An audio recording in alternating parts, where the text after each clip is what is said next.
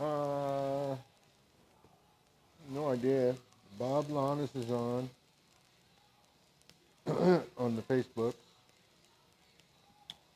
I did not have time. Excuse me. I did not have time to mess with that text to chat thing today. People at work wanted work stuff to be done. Bastards. Bastards.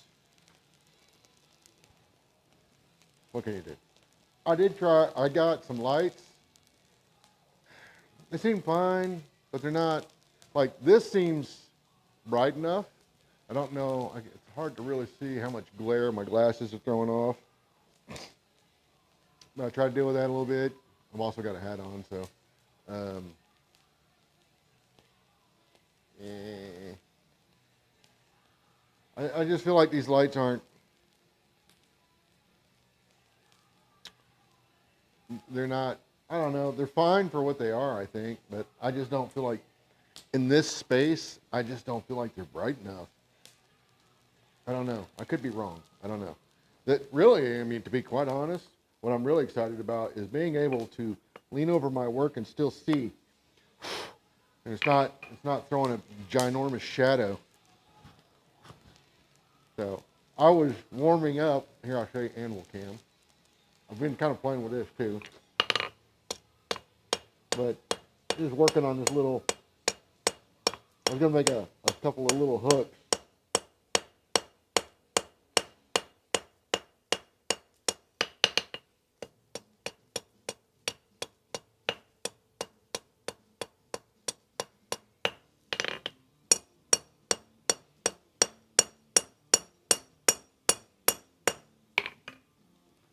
I don't know how, I mean, like I said, I can only see it from a distance, so it's hard to tell. I know it's dark, or it's darker. It's got a strange, like, I don't know. I also feel really, I feel almost claustrophobic with all this crap around me. Um, it's kind of weird. I ain't gonna lie, it's kind of weird. But I'm trying to get it to where I can get the best image quality I possibly can at the anvil. That's what's most important to me. This main camera, I mean, I guess you can't really. I mean, I could move it, um, but for me, the anvil camera down low, in line with the anvil, so you can actually see what's happening. I think that's the best thing. Well, yeah, I mean, like right now, I mean, it seems fine. I don't have the forge cranked up much, but like when I come out with hot steel, right? Like what I'm really trying to figure out is how to eliminate as much of the light blowout as there is, because that right now looks a lot brighter than it actually is. So right now, what you see on camera here is really what is going on here. Um, right about now, yeah, I would say right now the color looks correct. It's matching with what I'm seeing. So there's just and I know, I mean, it gets so bright, it's going to be hard to um, eliminate a lot of that without pulling a Joey Vandersteeg and getting like, 14 filters and then the camera right up on it and be in pitch black room. But I don't think I'm gonna go to that extreme, but at the same time, I'm trying to figure it out. I also played with the audio settings a little bit today too. That was fun.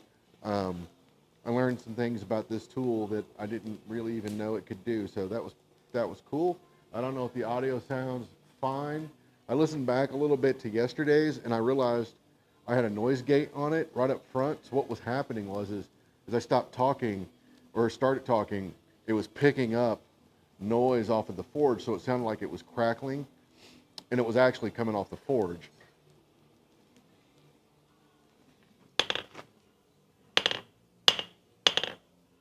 I was going to do a hook, right? Yeah. That's really kind of thick for a hook, for the hooks I want. I want to make a little, a little rack thing, you know. I mean, I don't know what you would call it, like a doodad to hang like tongs and spatulas and barbecue brushes, like a barbecue rack thing, you know. I'm also low on cigars. I've limited myself to 2 tonight. So it is now 8 o'clock. If I had one now and then got through, so I think what I'm gonna do is wait on that one for a little bit. I'll pick it up once in a while. Anyways, this is not really hot, but it'll do. Gotta figure this out too, yeah, you know. So I don't know if any of the things that I did with the audio made a difference. Sounds better, sounds about the same. Can you hear the music in the background? I was kind of hoping it was low enough that I could hear it, but not so loud that it was going to start dinging me. Because after last night, I was talking about how I used to, you know, always be jamming out in here, and it kind of bummed me out. And I was like, damn it, I want to forge with some tunes. Still has a slight crackle when I speak. And I think that's the forge. I can't be certain. Let me turn it off. All right, so is it still crackling, or is it better or worse? Because I'm just wondering if it's not picking up. I'm not sure what it is, but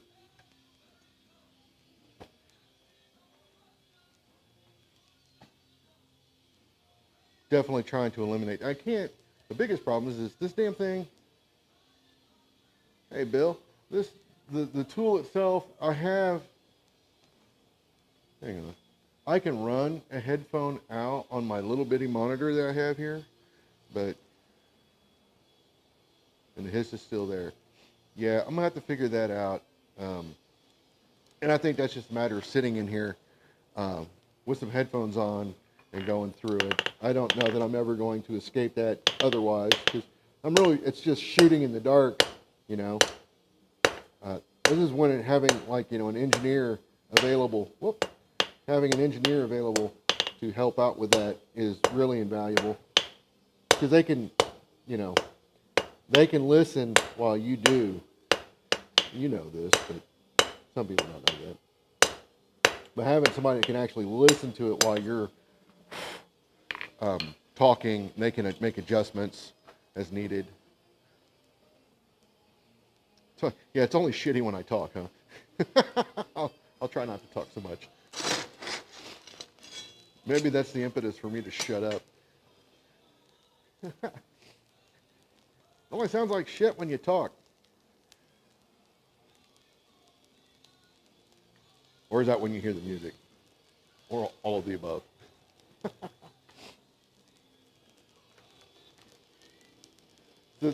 Yeah, I want to make a little. I'm not gonna do that tonight, by the way. I was warming up, practicing, whatever you want to call it. And I thought, oh, you know what? I need to make some little hooks for that barbecue doodad I wanted set up for my grill, so I can, you know, hang my tools up and stuff out there. Free up some space on the grill itself. The grill, it has like these little hangers, but they suck. And this, I think, would be much cooler. Much more cool. Much more cool. This sounds like noise gate stuff. I wonder if I didn't accidentally turn that back on. Because really the only thing that should be on there right now in the channel, in the signal, should be an expander and then a compressor with a little EQ, and then and on the master bus I have a limiter. There's no actual gate, but I had a gate on it. So I'm wondering if I didn't accidentally turn it back on when I rebooted this thing. I had to reboot this thing earlier, and I bet you I didn't save those settings in the software. The startup settings. So it went back to what I had it at, which would have been the gate. I'm not going to fuss about it now. When I go back in, I'll need to take a look at that. Hey, Alan. So, yeah, I don't, like on these little hooks, I really don't even know what I want, to be honest. So I'm not doing anything. I don't know. I don't know what the hell I'm doing. I'm just making a little hooky thing. And then I'll bend the little hook and then flatten a section and cut it. And then rivet that to the back plate. Buttons, man, the struggle is real. I hear that. I don't know if there are, I've not seen anybody else from other,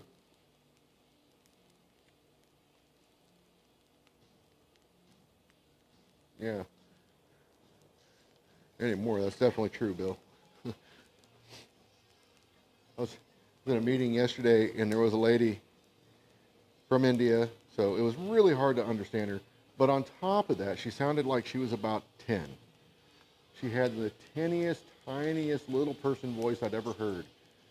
It kind of reminded me of Police Academy, and what was her name? Hooks. But it was even like, I mean, it legit sounded like a little child. I was like, what in the world am I listening to? I forgot what I was doing. I was going to bend that into a hook. That's what I was doing. I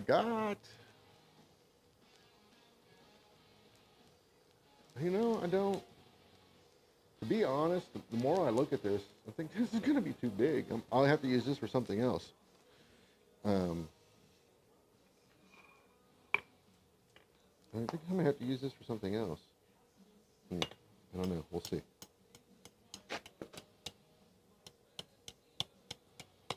Right.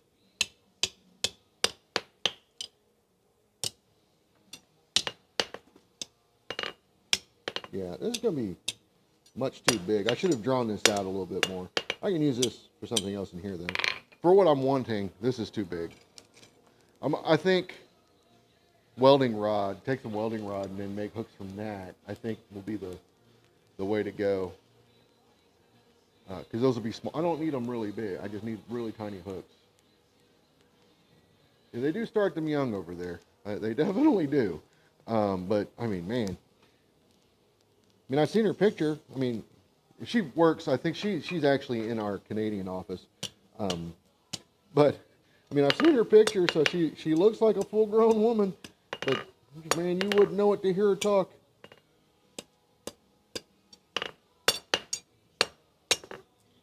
All right. I mean, overall, I mean, I don't hate the shape.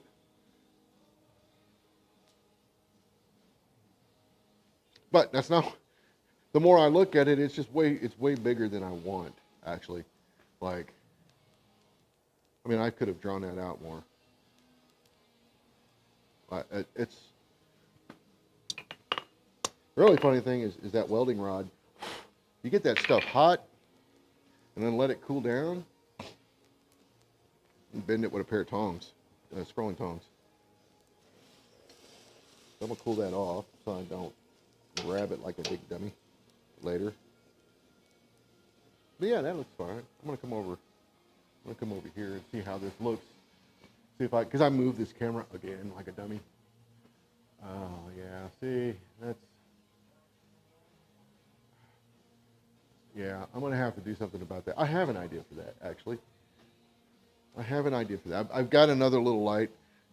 Roy Adams told me about these, so I bought one to play with it. It's this Ulanzi light, and they're like, it was like $20. But I think for being up close, so the reason I didn't put it on this camera is because this camera is, I mean, every bit 8 feet away from the anvil. So it really wouldn't do anything unless it was up close. But let's see how it looks for up close stuff. Oh, look, it's in party mode too. We don't need party mode. There we go. So let's see how that looks. See if it provides enough light, at least for when I come over. Oh yeah, that's already infinitely better. Look at that. So for stuff like this, that's great. I don't know what the life expectancy of this battery pack is for this light, but we'll see. But it doesn't really, I mean, from where I'm at now, it's bright to look at, but it doesn't really do anything over here. I think what I really need to do is, I might try adjusting this light. I'm going to play with this light a little bit. I'm not going to fuss with this stuff too much.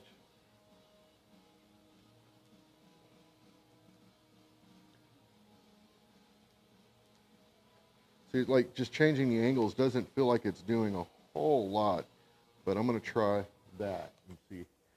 We'll see how that looks. And that's kind of extreme. Big thing for me is, what I really like is, I see a shadow, but it's not very bad. Which before, when I leaned over my anvil, because my overhead lights are where they are, it would just cast darkness onto my anvil, and I couldn't see what I was doing, which was no fun at all. So I did have a plan for tonight, but I did not. I had a plan, but I did not. This is for something else. Well, I can use it. That's fine. I can always cut another one. So I was going to start a pair of tongs using this 5/8 sucker rod. Oh, I know you should use mild steel. Well, if I had a piece of 5/8 mild steel sitting here in the length that I wanted and needed, I'd use it, but I've got sucker rod, so I'm using that instead. You don't like it? Well, you know what you can do. You know what you can do. I won't say those things, but you know what you can do. Short piers, long walks. You know how it goes. I had somewhere about my shop, once upon a time, I had some calipers. And I have no idea where they are now. So I think, also looking at another piece sitting here, I'm thinking that's definitely 3/4 of an inch. This, I'm fairly certain this is 5/8, but every time I look at it, I think it's half. And I think it's because I've been working 1/2 inch square for stuff. I'm sneaking over here into the light. Well, no, I'm not. Okay, it's 5/8. All right. But I think I was playing with some 1/2 inch square earlier. So when I look at this, my brain is going, well, that's closer to 1/2 inch, dude. But it's 1/2 inch sucker rod, or 5/8 sucker rod. So let me get my fire going here.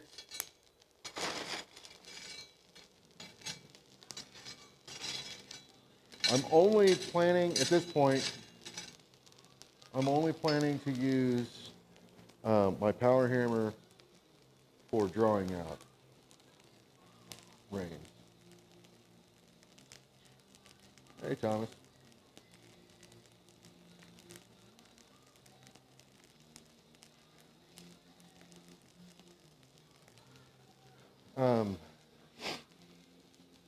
But yeah, so I'm only going to work on. I'm gonna work on my goal. So this is one of the things I've realized. Okay, two things. Two things. You got poltergeist. I'm not going until 2 in the morning, and I want to try to start a project and finish it for change. And the reason I'm going to do these by hand right now. The reason I'm going to do these by hand is I was watching a video of a guy, and I was baffled, to be honest, at what he was up to, forging wise. So I'm going to call this my rebuttal video. Whatever that guy's, I'm not even going to pass on. It was bad. Let me just say, it was bad. He did all the things you really shouldn't do when you're making tongs by hand.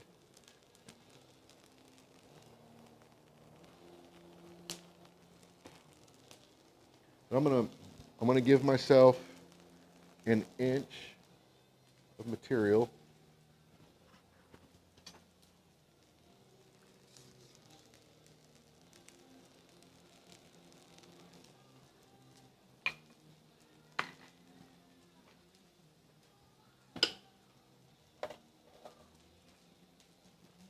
Or whatever this actually comes out to, because it won't be an inch.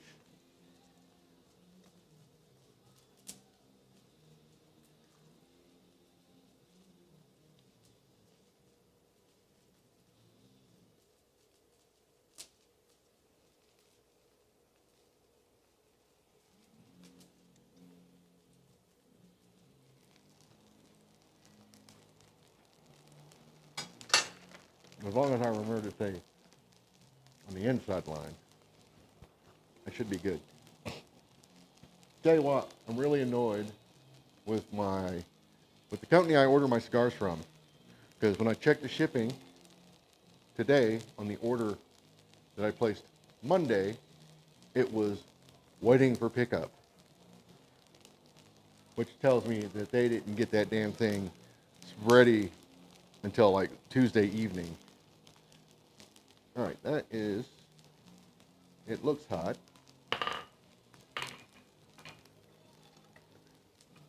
It looks hot, so I'm going to come up to my inch.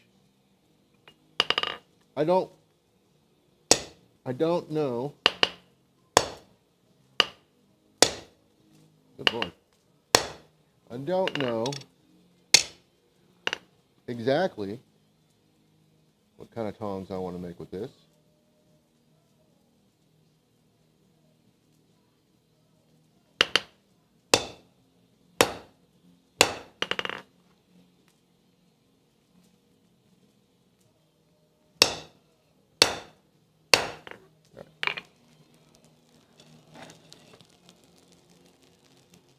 But some kind of tongs. Some kind. Fair. Every once in a while I get this thing with a signal, and it's saying it's fair right now. So how's the image quality? Oh, that was another thing. I changed the image quality. The stream quality, it was at high. I changed it to medium.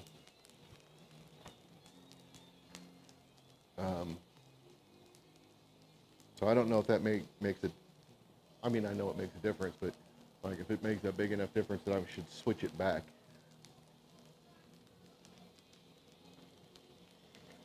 Okay. But yeah, the audio thing, I think I'm gonna have to just sit down out here with some headphones and just dick with it, which kind of annoys me, to be honest. This is still not really. That's fine. I will come over here.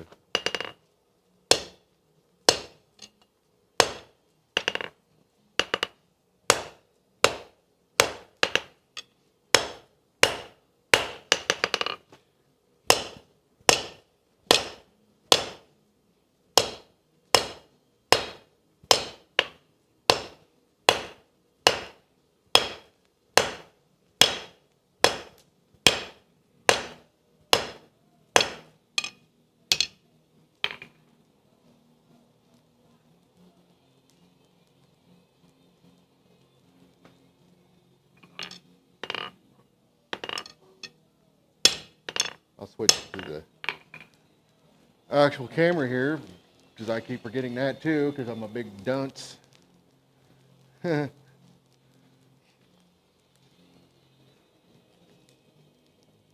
I'm just kind of curious to see if I'm just trying to see if the music is loud enough to get pinged or tagged or whatever. Because yeah, like I said, after last night, after mentioning that, it kind of bummed me out that I don't, like during the streams, I can't really hear. I'm so used to playing, forging with music in the background.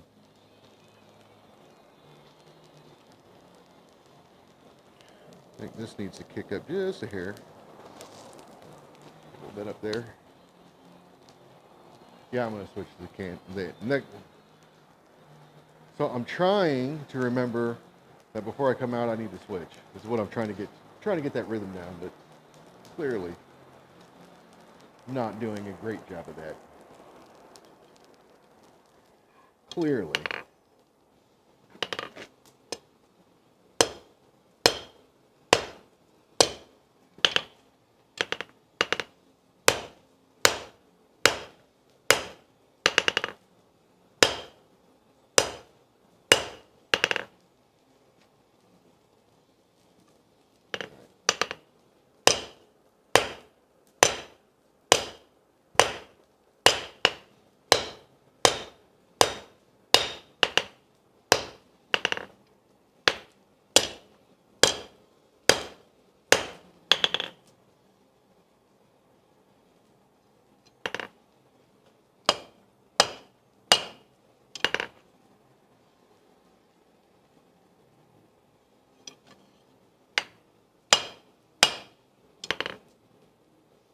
That's better.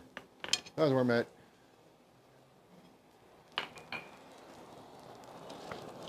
Just taking my time to develop the jaw, throw this piece of material at myself.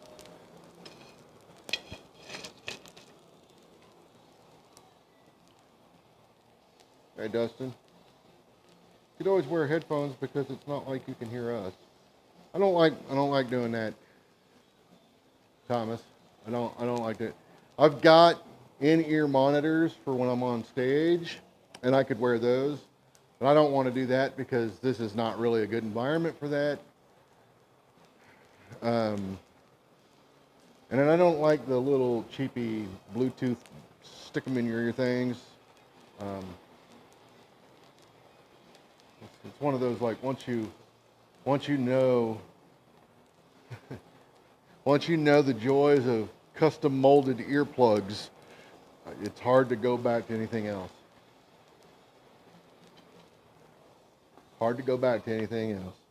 So so instead of grinding this, which I'll probably still end up doing, I'm just trying to push this back a little bit. And I think that's going to be good. So I'm just trying to give it some clearance right there. Clearance. So, okay. Now I'm gonna move on to the rest here. I'm gonna start pulling this other piece out. And I didn't switch on purpose. I'm really just trying to. I'll come over here real quick. I'd already done it. I was just trying to refine this right in here. Right in here. I'm trying to refine that a little bit, pushing it out a little bit so I don't have to grind as much. And to be honest, looking at this, I don't know that I have to grind anything right now for the clearance. If you don't move that out of the way or grind it, the jaws will, they kind of get in each other's way. If that makes any sense. I mean, you guys have made tongs before. But yeah, you can forge that back onto itself, or you can just grind it. Honestly, I do it because it's just part of, it was part of the training. So, that's really the only reason I do that. But when I come out this time, I'm going to focus on getting the range down a little bit before I take it to the power hammer. And then I'm just going to focus on that because I don't want to, on the power hammer, all I'm going to do is just take it close. You know what? No, I won't. I will not do that. I'll do everything. I'll do all this whole process. I'll do by hand. Um, hey, that got a little toasty. I got a little toasty. I think I might have caused myself some issues. We'll see. That's fine. Oh, I put my hook on today. And now I can hang my brush up and I know where it's at. Yay. Yay. Let me look at this again just to make sure. Okay, no, it's fine. Okay. Woo. Almost had to start over. All right. Let's try this again without that.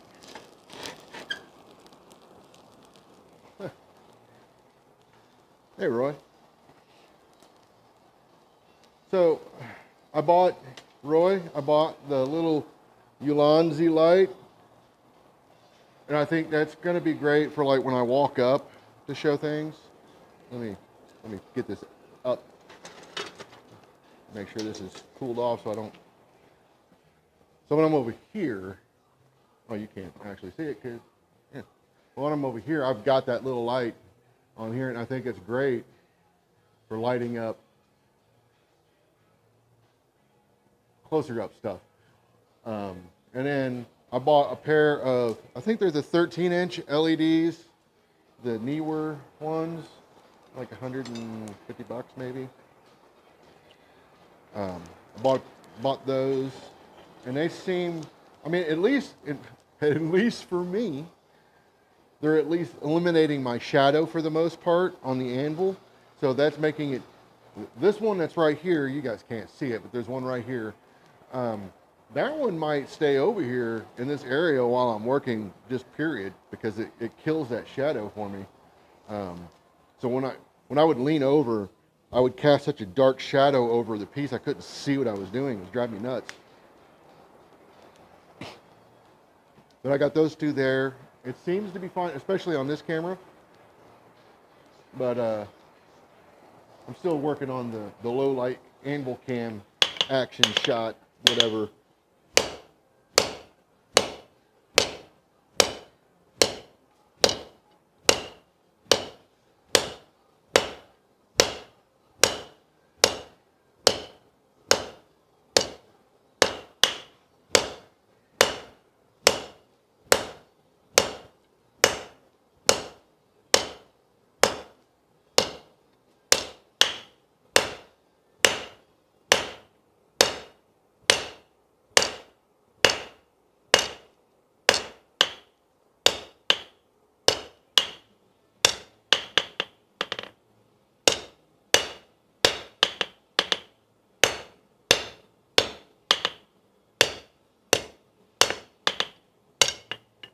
All right.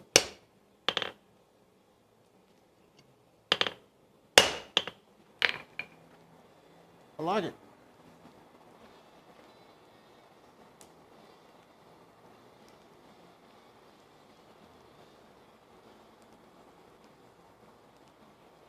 Stream is getting better and better. Well, I appreciate it. Because I'm on Facebook. What? How come I can't see Thomas and Roy? Yeah, Bob. They're on YouTube, it looks like. Yeah, they're watching from YouTube. There might be somebody from Twitch I haven't seen yet. So I'm streaming to Facebook, YouTube, and Twitch. The comments, I can take the comments from Facebook and put it on YouTube and Twitch. I cannot do the inverse of that. And that's a YouTube thing. I can, because Twitch and YouTube see the Facebook comments. So I'm just trying to clean this little part up before I get moving any further. All right.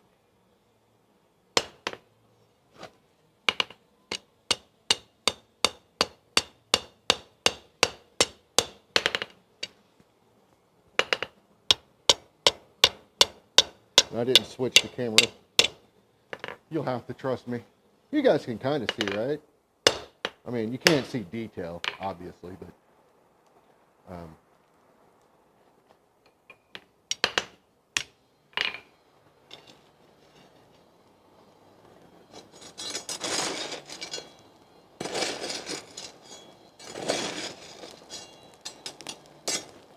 I really wish I had my swing out right now. Oh, so now you can see the comments.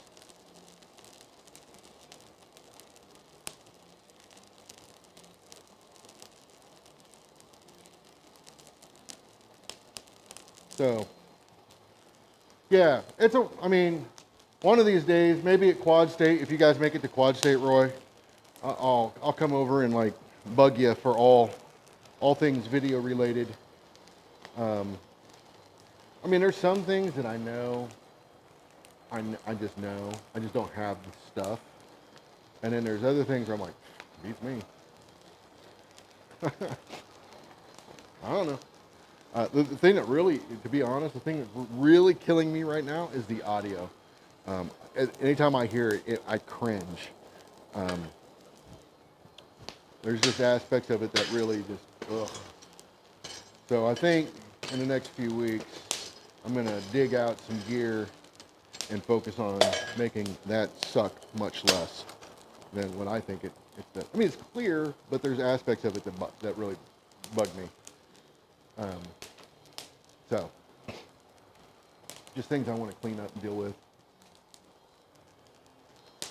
And then there's technical things that I'd like to do that are just really kind of, I don't know, I want to say, probably going to require a PC to do what I want to do, which I really don't want to use a PC if I could help it. But this tool, you know, you've got one, so you could do some really cool things with it, but there's some other things that it's like, you can't do that. But combined with OBS or Streamlabs, I think you can do some pretty good stuff with it. So I think I might just have to bite the bullet there.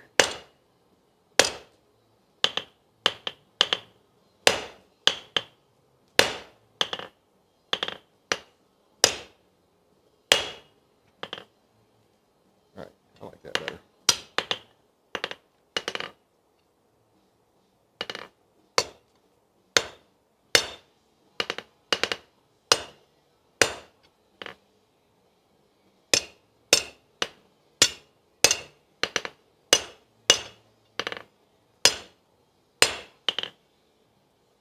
I like it. There's going to be some small tongs, which is fun, because I don't have tongs for small stuff. Plugs right into your switcher.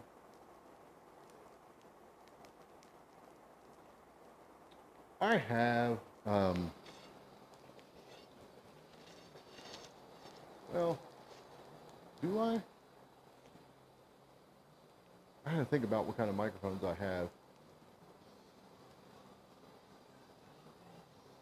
I mean, I'm using the Rode Go, and it seems fine, but it doesn't seem fine through this tool. I think if I plug it into some of my outboard gear, it would be mucho better. And I have better control over that. So, we'll see. What I do want to do is get some way to get the chat overlay stuff on there and to be able to do video. And I get it, Blackmagic wants to sell you their HyperDeck for that kind of stuff, but man, I just can't justify that price. That's why I'm leaning towards the combining with OBS, because then I can stream, I can have like videos kind of like, you know, baked in and ready to go. And then I can shoot. The problem with that is then I got to keep a laptop over here. I don't want to do that.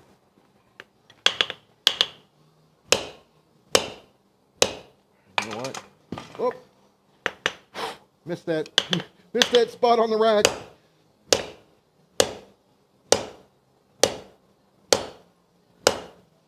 Just switch to a bigger hammer. But you guys can't see what I'm even doing. Am I running the Rode through the? I am not running the Rode through the camera. It's plugged directly into the ATM or the ATEM, the ATM. That's when I need to go visit an ATM. No, it's running straight into the ATEM channel 1. I mean, I could run it through a camera. And I've got a boom, that's the other thing, I got a boom mic that I was thinking about using in conjunction with these so it captures more ambient room sounds, and then use these for the close-up more, you know. But that can get tricky. That's something, I mean, I can do it, but that can sometimes be a little tricky, running multiple microphones. Bar Run Forge, they do that, and then you can hear some of the issues that they've got doing that. You can hear Troy through Eli's microphone a lot of times, and it creates some interesting effects. The biggest one being that being out of phase. When you get your microphones out of phase, it creates this kind of hollowish, tinny sound. So if you listen carefully, you can kind of hear it lightly in their background.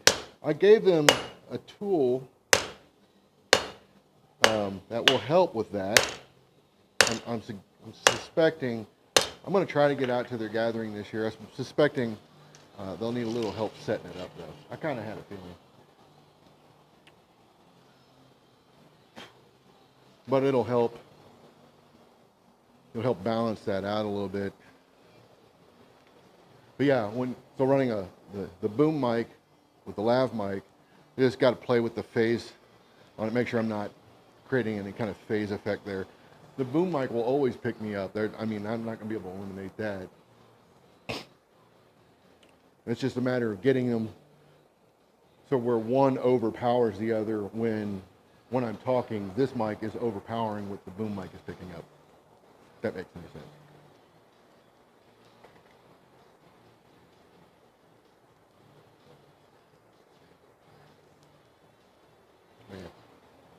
Yeah. It's way over there.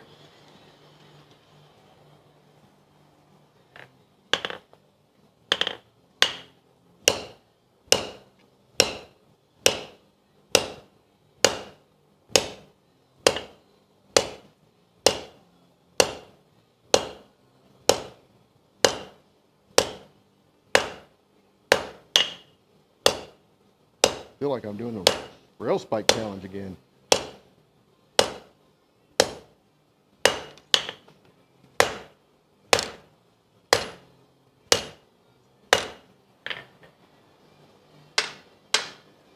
I know, I didn't switch the camera.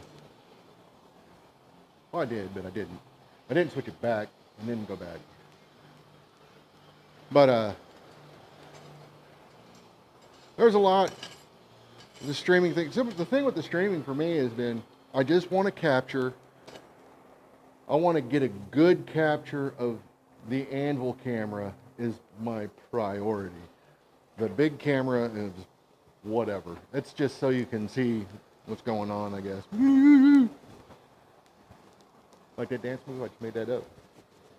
Actually, it's probably a Fortnite dance move. Who knows?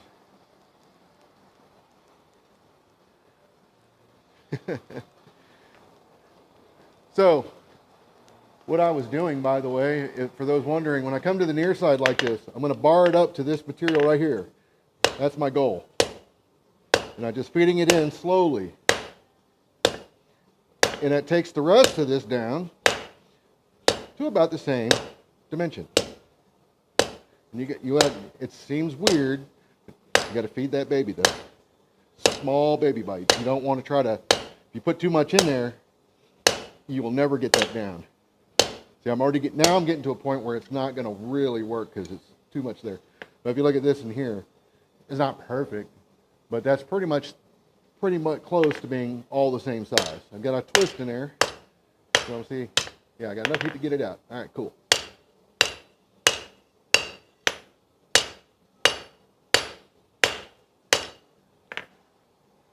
And that's what I'm doing is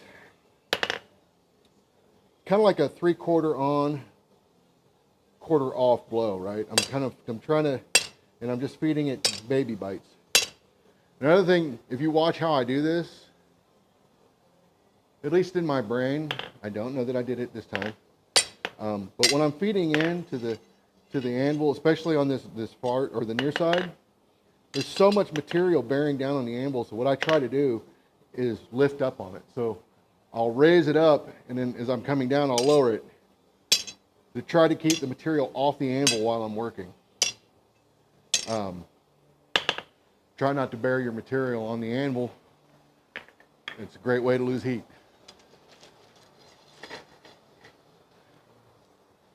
You can do that, by the way. You can do that making knives. You can do that making knives. You're just feeding the same thing. You don't.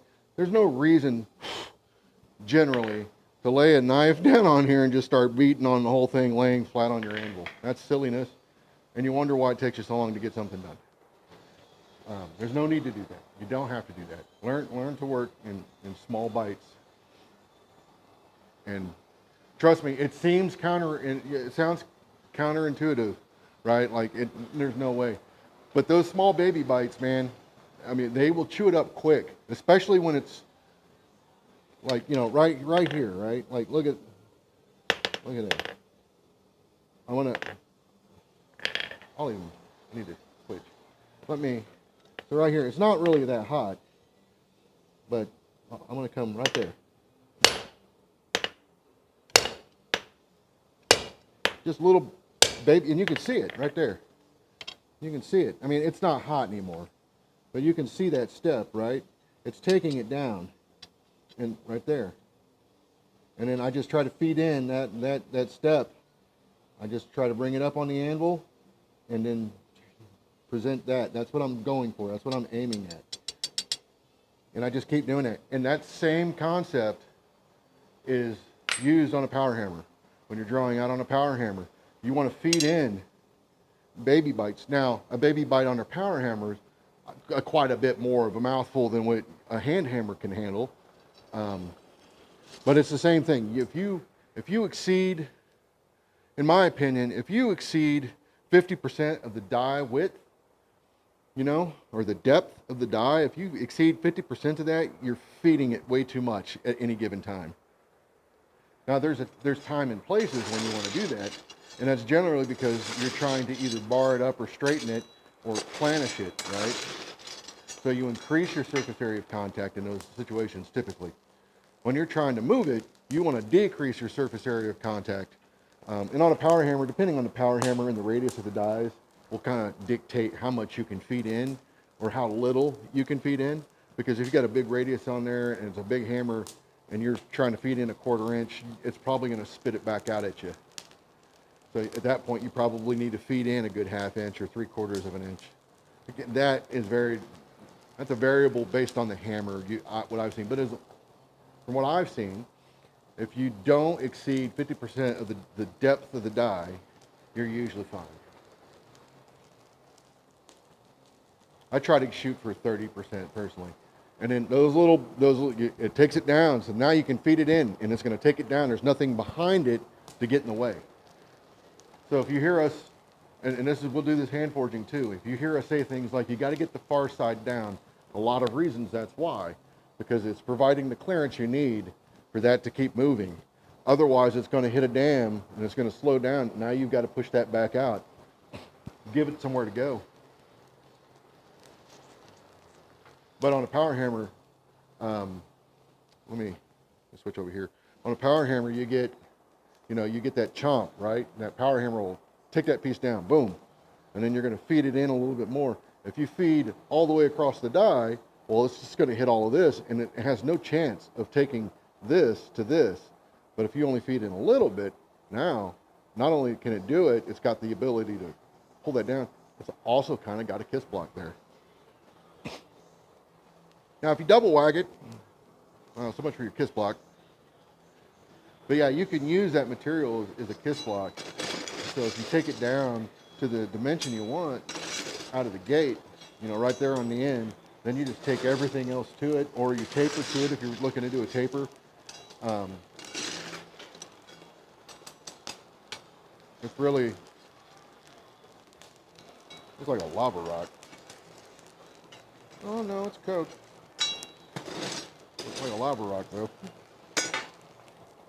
But yeah, on a power hammer, it's, you know, Clifton was, you know, known for saying feed the baby, and that's I mean, it's true. If you try to feed that thing too much all at once, it just ain't gonna do what you think it's gonna do. Now you can get away with that to a degree on a big hammer, right? Forging small stuff.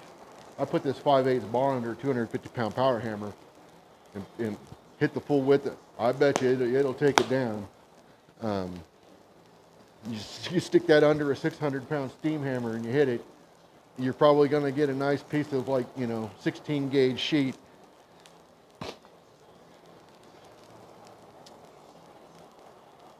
All right, I need to think about getting closer to being done on this end. So let me clean. I want to clean these reins up a little bit. They're not done yet, but I'll clean them up, round them up, and then I will go back to the top and work it out up there before I figure out or think about cutting it and flipping it over. I've learned this lesson the hard way. I will shape the tongs with the hammer I started with. I did that with this one time. I swapped to this in the middle once. And so what I do is I look at where my forging starts and stops. And what I realize is where my forging starts and stops with this hammer is vastly different from where my forging starts and stops with that hammer. So, all right.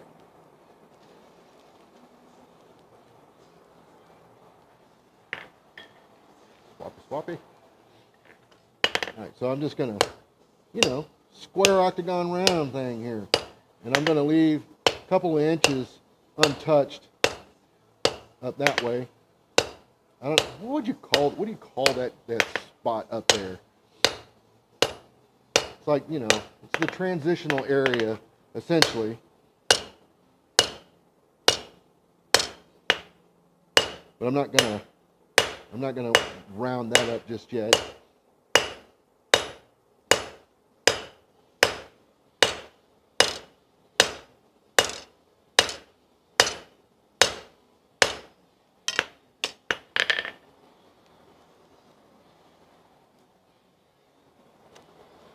See where I'm at lengthwise. About the center. So yeah, I can still pull this out a bit more. I like at least 12-inch long reins. Oh, there's something in there burning. That's interesting. Trying to think of what that could be. I don't know. No idea. I'm wondering if it was just grinder dust. I was getting to the bottom of my table. I wonder if it's just grinder dust. Whatever it was, it is no more. What time am I? I'm like 9 o'clock. So that means I'm gonna start this smoke. I'm gonna put my cigar lighter in there. My wife bought these lighters. I asked for some lighters, and she bought these weird things. It's got like a, I don't know. I feel like it's a substandard lighter.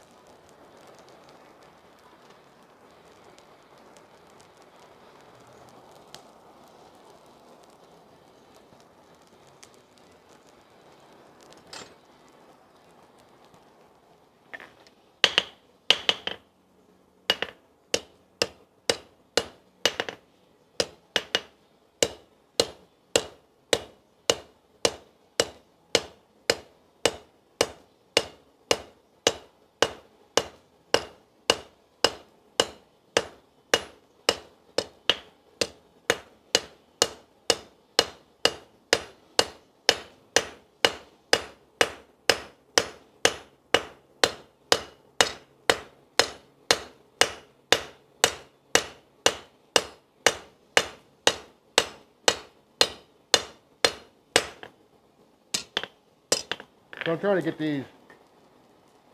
I think thickness wise, this is close to where I want to be, and then it's just going to start tapering down to the 12. So I'm trying to clean these up a little bit. They're a little still lumpy, bumpy still, and then I'm going to come back over here on the jaw, or the working end of the tongs. I think one more heat on the reins, clean it up. Just a little easier to do it now.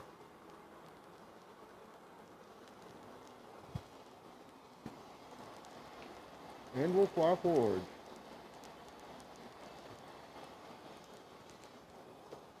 I'll be out there 4 weeks from now. Is it 4 weeks, Josh?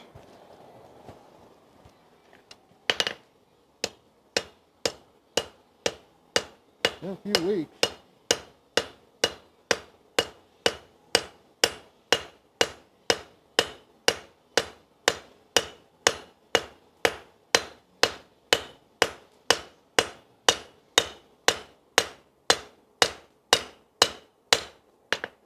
Okay, I lied.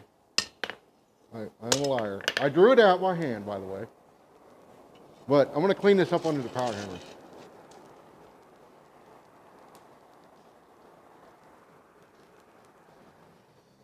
So I'm just going to run it lengthwise through here and clean it up. It just helps get you a nice round, much easier. So that's not what I'm going to do. I got it. I'm going to use it. If you don't like it, go buy your own.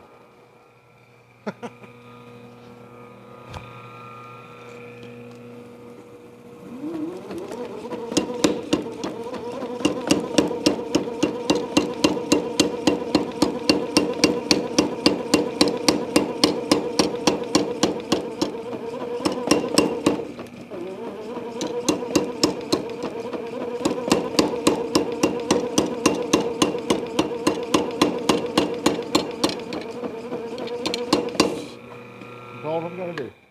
Not really, I wasn't drawing it out or anything. I'm just really using it to clean up, round it, make it nice and shiny. I'll show you.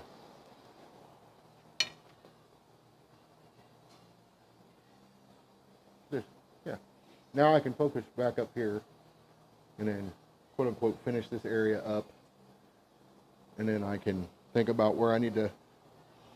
I'll continue drawing this out for the other end later, but I want to get this done.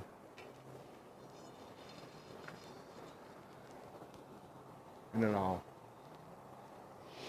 pull that out some more. And once I get it pulled out some more, I'll mark it where I need to cut it, do the rest. I'll do the thing. You know the thing. You know what? I need to get that other hammer though. Oh! Bending over. Trying to save those bendovers, but I've not been doing a good job lately. The other thing I want to look at. Yeah, I'm not a huge fan of crotch cam. I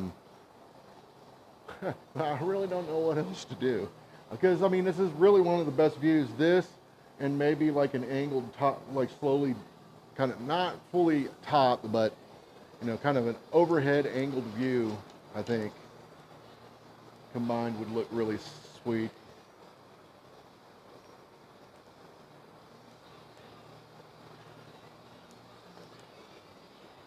Remember when they had, at one point with DVDs, you could, I need to come over here. Ooh, that bar is getting warm.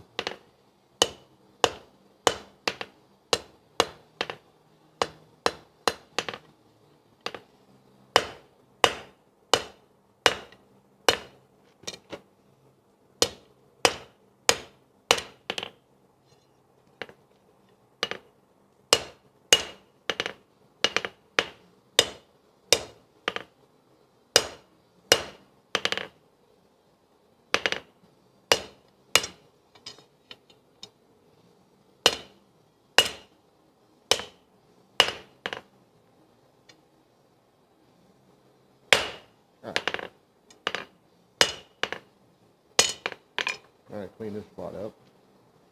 I guess I should think about what kind of tongs these are going to be.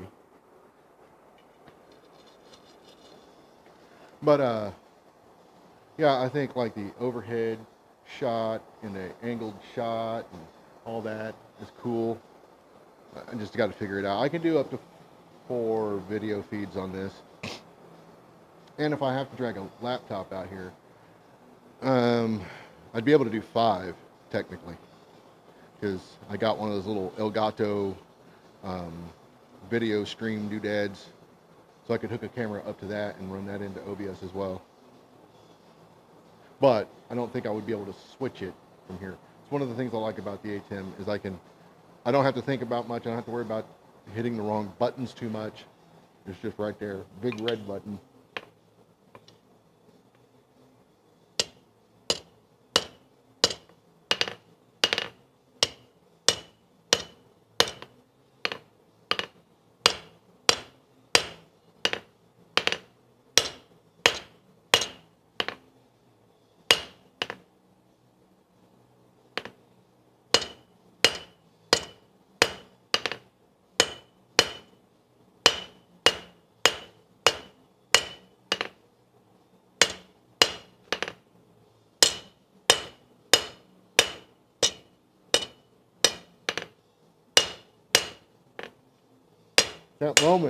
That moment when you realize you forgot to switch the camera again.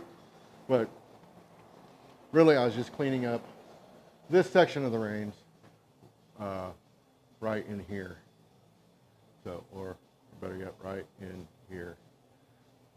And now that that is close, they won't stay that long. I'll usually leave it about, I don't know, I'll probably take a ½ inch of that away. But I want to lead into that. But that's where this is so far. And the jaw can actually, I can do quite a bit with that material. I left it long on purpose because I wasn't really sure what I wanted to do. And hell, I might just make a pair of simple flat bit tongs. Or, yeah, you know, I don't know. I haven't completed a pair of tongs in a minute, so.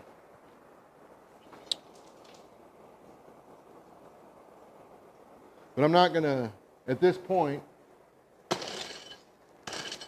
I'm not going to mark it up for punching. And the reason why is I have a bad habit of not making both ends relatively the same. So by not doing that, I could be cursing myself into not doing the reins or the jaws the same again. But I could also be, if I'm off slightly, then it allows me to adjust them before I punch it. I mean, you can adjust them after you punch it, but you usually have to redrift it. And I don't know. You just stand a good chance of making a bigger hole than you intended to. So nothing like putting a ½ inch rivet in a pair of small tongs.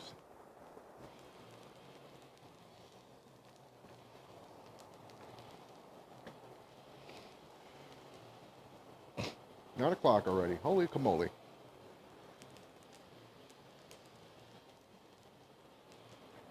So I got a rack, I will use it. And I can't tell you how happy I am to finally get my hook back from a brush. That was driving me nuts.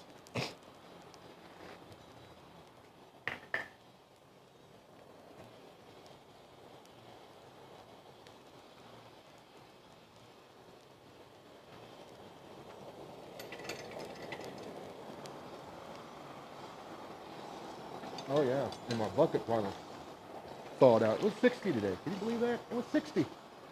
But got my forge mop back out so I can lay that over my piece so I can slow down the heat coming down the bar. That works really well. That actually works really well in gas. If you just get some rags and then you got your piece, if you've got a long piece, if you wring them out, get them wet, wring them out, and then drape them over the piece. Just far enough outside of the dragon's breath that they're not immediately catching on fire. But that greatly reduces that heat traveling down the bar. Or you could just use tongs like a normal human being.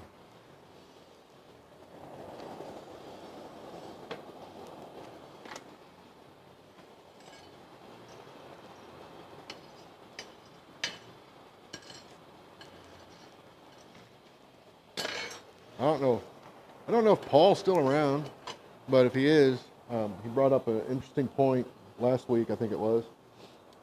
If I'm going to do this on Wednesday nights is usually the nights Paul comes out when he's got time. So I'm going to have a co-host. We'll see. Actually, this would probably be a lot easier with another person here. I think the problem Paul and I will have is remembering to deal with it. Because we'll get into the zone of whatever stupidity we're up to, and we'll completely neglect everything else.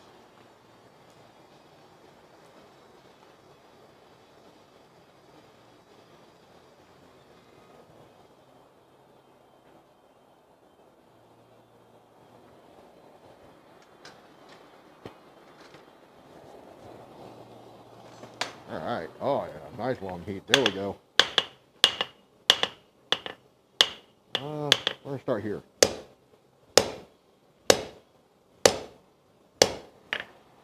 I have plenty of heat. I have plenty of heat to switch the camera.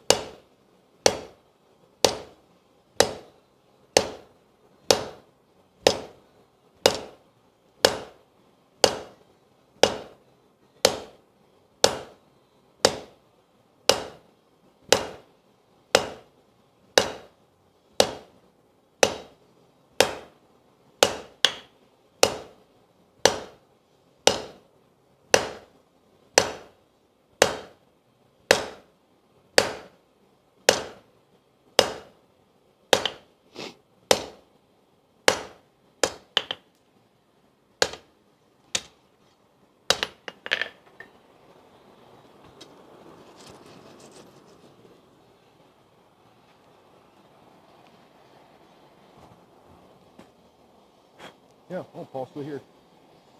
Who's Jeff? Yeah. Well, it's Thomas. Thomas says he's still here. Paul's like, screw this, I'm out of here. I got work to do.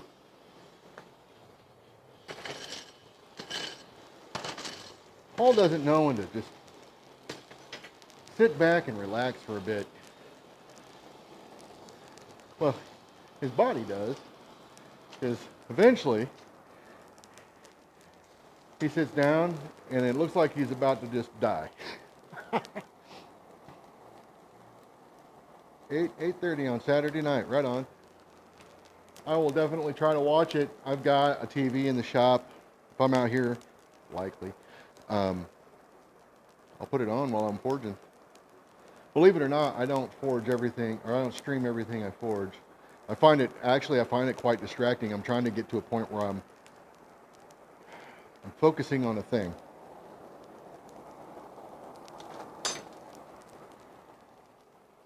Okay, we're on the right camera.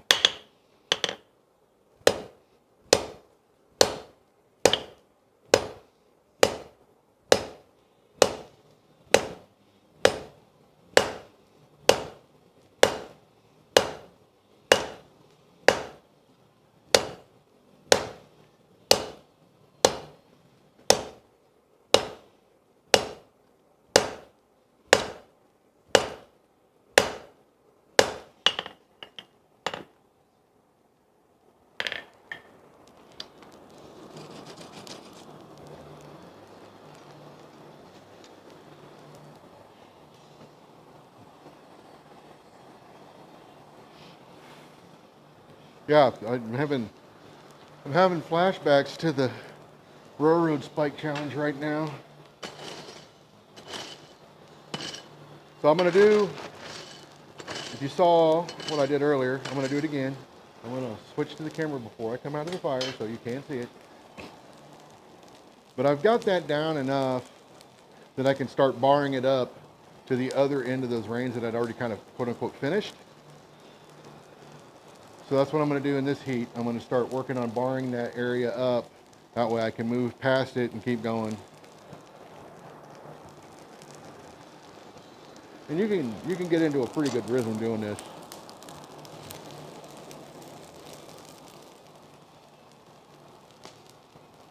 So I'm going to switch because I'm getting close.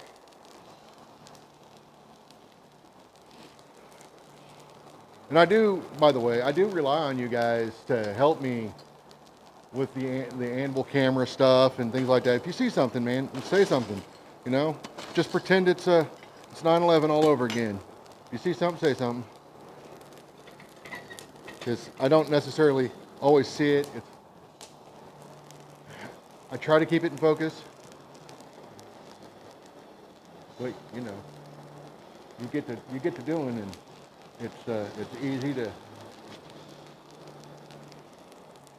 easy to lose track, right?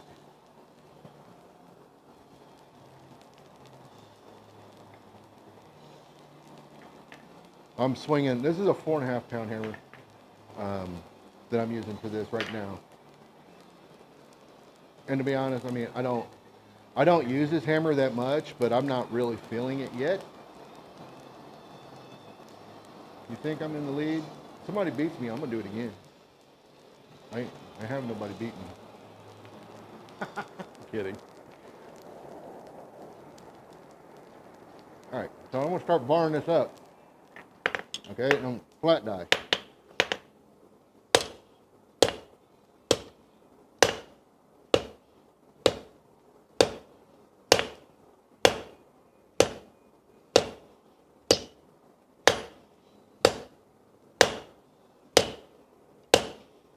That's a little bit bigger than I probably can go, but that's okay. This section here, right in here, is good. This needs to come down a little bit more though. And I do that to help keep me from going smaller than this. There's a big reason why I do that.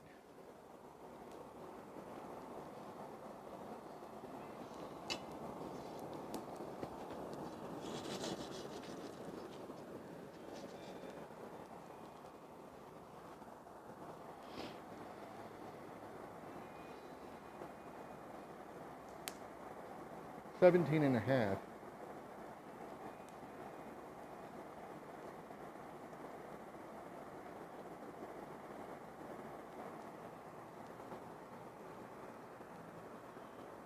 $17 and a half.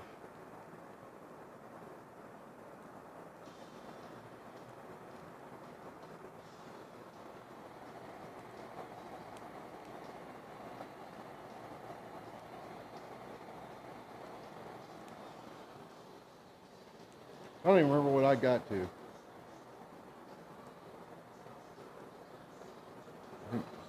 Was I at 17? And I thought we weren't measuring like that. I thought you're supposed to subtract the length of the spike from your overall.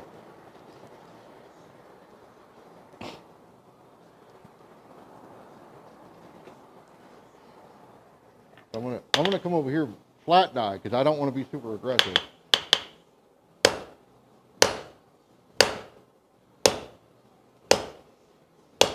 I just need to get this a little lower to bar it up.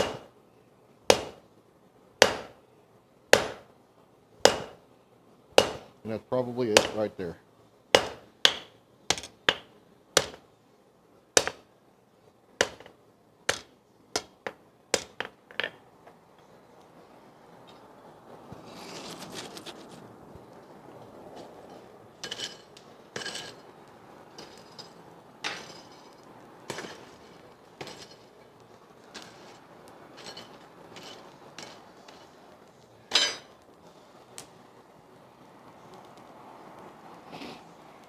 I don't know if Keith did a second time or not.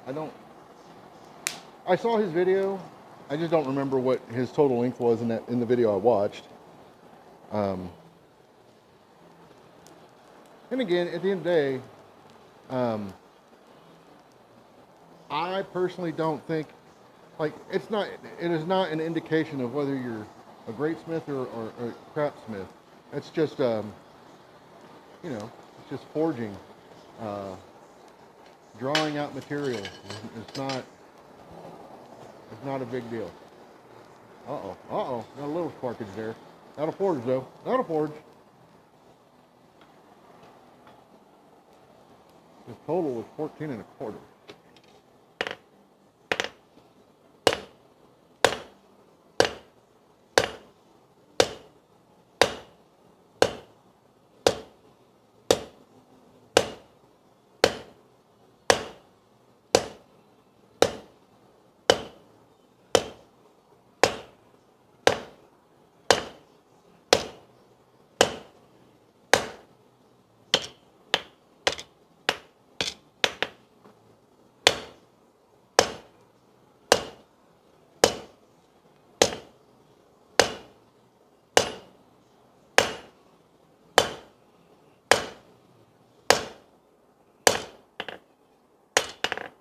There you go. It's got to come out, a bit more. Let me see where I'm at. Overall length.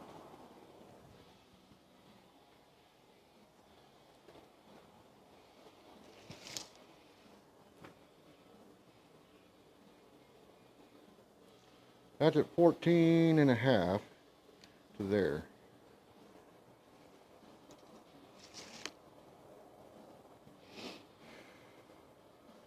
So I could probably get away with cutting it right there. But I won't do that yet. I'll cut it when I get this a little bit closer.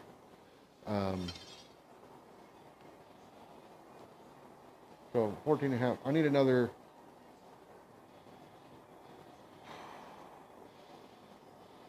probably another 8 inches I need to draw out.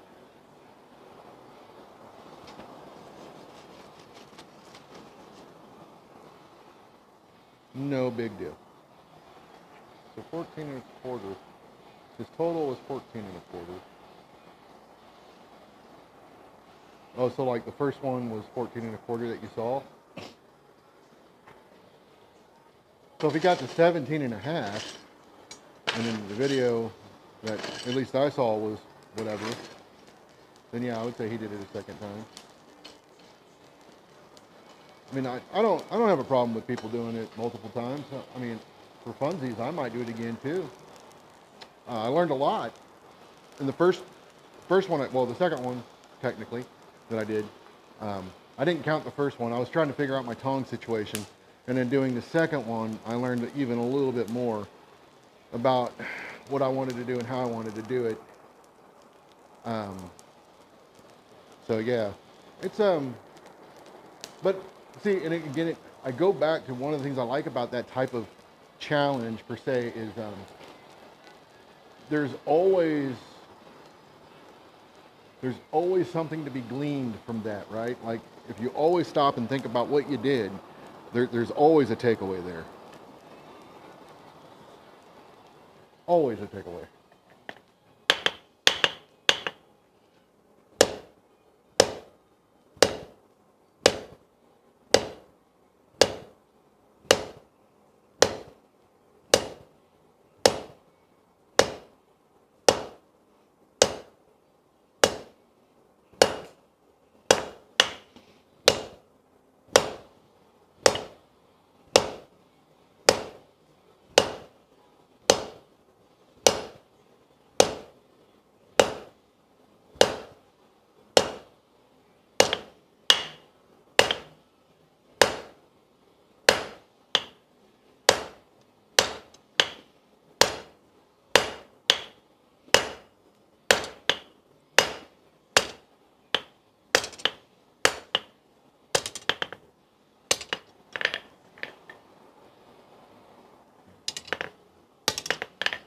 Okay, let me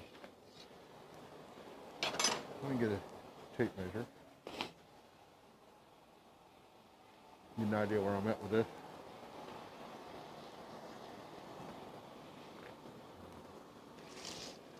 And I'm measuring from about the center of the boss.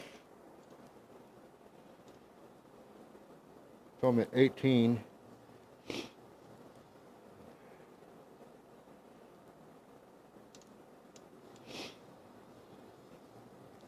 I think one more heavy pass and then clean up, and that will, this tape measure sucks.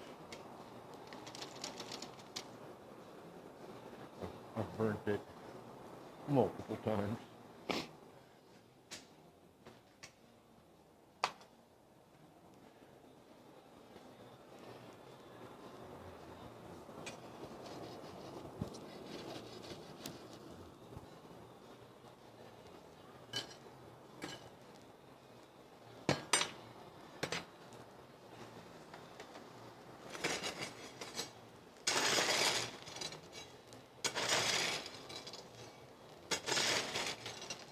But yeah, back to the drawing out part of it. I mean,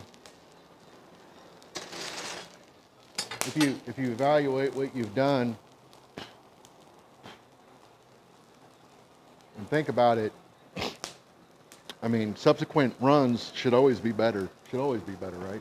I say that mine were worse than the test piece, but my test piece wasn't a true railroad spike. Hell, I'm not even sure, like I know rail spikes aren't high carbon, quote unquote, but I believe they do have more carbon content than mild steel, like 1018. So that can play a role in it too.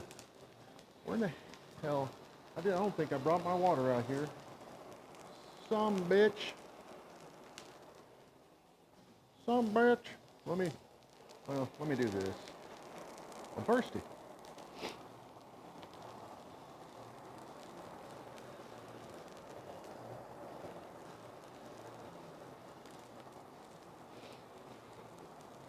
My total length, if I recall, was 17 inches or 17 and a half. I can't remember. Somewhere in there. 17 or 17 and a half. I know it's, I got it around here somewhere. I can go find it. And the test piece that I did was 20 something.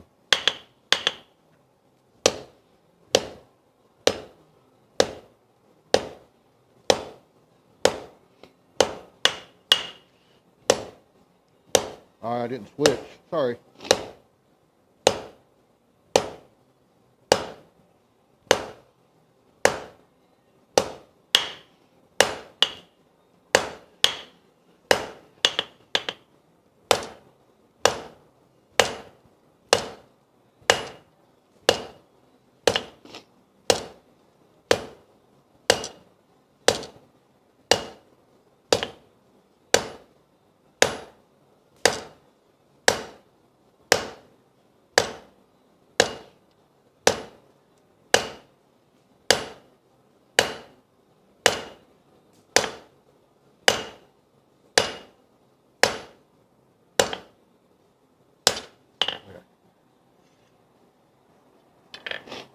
That's where I'm at.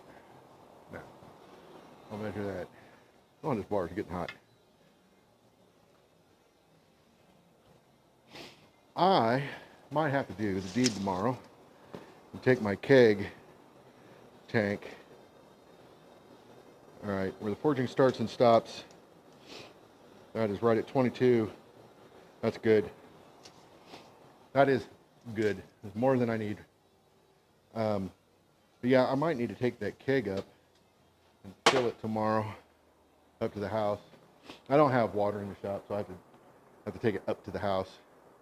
So let me clean this up, and then I will mark and cut it, flip it around, work the other side. I've been enjoying these streams. Thank you for doing them. Also, we have a great weather for this week. Sam Stoops. Why do I know that name? You're welcome, Sam. I will not pretend it's for anybody else other than me, though. I do it purely for selfish reasons. I go back and watch these and self-evaluate a bit. But I thought at the same time, if I'm going to do that and if I can get benefit from it, maybe maybe other people could get some benefit from it too. So I am not a Roy Adams. So if you want good educational content, I think he is probably your man. Christ-Centered Ironworks on YouTube. Project-based Bar Run Forge. They're always working on some kind of project. I'm like a squirrel in the shop, man. I come out with harebrained ideas, and that's what I stream. Tonight is the first time I think in a while that I actually came out here with a plan to do tongs, and this is what I'm focusing on. Whether I finish these tonight or not, I don't know, but I will finish them in next week's. So I'm just going to finish barring this up. I'll switch.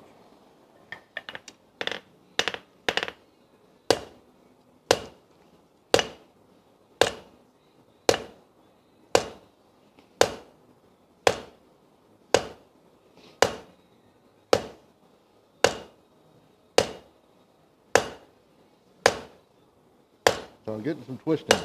So I'm going to adjust my positioning to see if that doesn't help. Okay.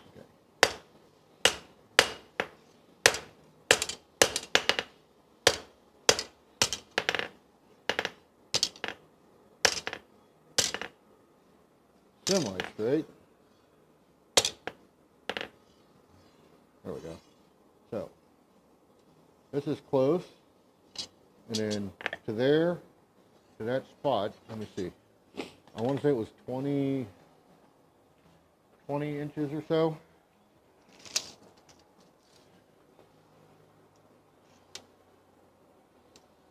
Well, I'm at 22 where the forging starts and stops. So yeah, I'm plenty good. Lengthwise, I'm golden. I don't technically need to really draw any more of this out. I'm just going to try to even things up, round it up, and then straighten it a little bit. That way I can, and I only need like maybe 2 inches from where the forging starts and stops on this. I'll cut there, but I'll worry about that after I round this off. And I think I'm going to use the power hammer for that, just because it'll be quicker and give me a greater shot at pulling this off. I intend to stop this stream at 11 o'clock tonight. I stayed up way too late last night. Yeah, last night was supposed to be a 15-minute stream, by the way, or 20-minute stream. I was going to come out here, do the thing, but then I was like, well, I got the fire started. Might as well, blah, blah, blah, blah, blah.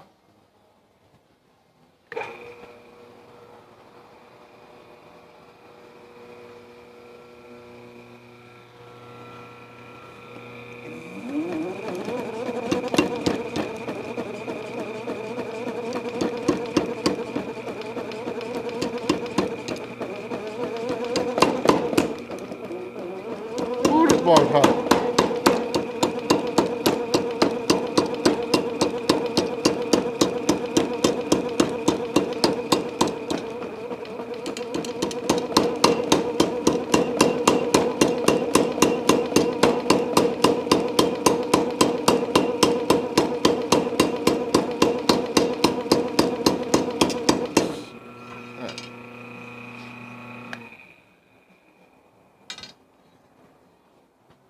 Not perfectly straight, but I go back to hold straight, forge straight. So, I mean, it's not perfect, but if you maintain some control, it will stay pretty straight on you. And that's fairly well cleaned up to right here. I'm not going to worry about that. I'm going to focus on this other end. However, oh man, this is sucker rod, so I can't quench it. Ah! So I'm going to set this down for a minute. I'll set this down in the keg. I don't think well, that's not a good idea. I'll set this down over here, and hopefully not burn anything. Let that cool off. And I'll work on something else real quick while that cools off. I don't have a way. I can quench it once it cools down a little bit more. I don't like quenching sucker rod. It will make it brittle, blah, blah, blah. You know the deal, right? So I see a piece of something down here. Oh. What is like some 1/2 inch. I'll cut this end off, and then this is actually, I don't know what this is, but this kind of leads into something I wanted to do anyways. I wanted to do another decorative sculpture where you forge multiple elements and then forge weld those together. So I can use this time to work on that. I'm going to put the big hammer up for now because I don't need it for any of the other stuff I'm working on with the tongs. Anyways,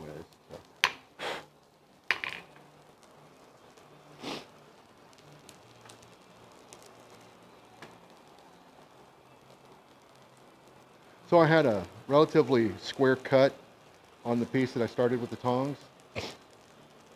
I'll need to be mindful of that because I tend to cut the center and then I'll check it. So what I need to make sure I do is take it up to the shoulder of the cut, not the nub of the cut. It'll still be a little longer, but as long as I don't completely screw the pooch on that measurement, it shouldn't be that much longer.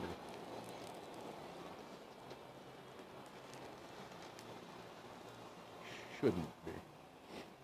But the nice thing about having my hook up here is now I also got a shelf, so my hot cut doesn't tend to fall off.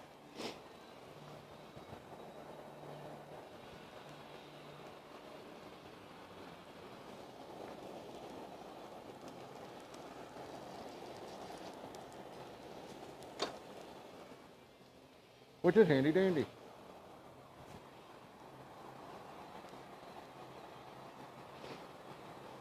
But yeah, Sam, if you're still around, I'm glad you enjoy the streams. I hope other people do, and I hope people learn a little bit if I have anything to offer learning-wise. I don't know that I necessarily do, but I think I can show a couple of things at least.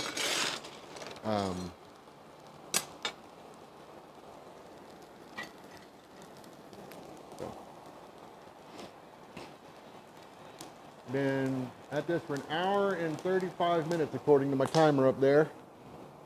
I don't know when I actually started the tongs. I would say 1 hour. You want to see my feet? David Beaver, you're a weird, weird man. Get out of here, Quentin Tarantino.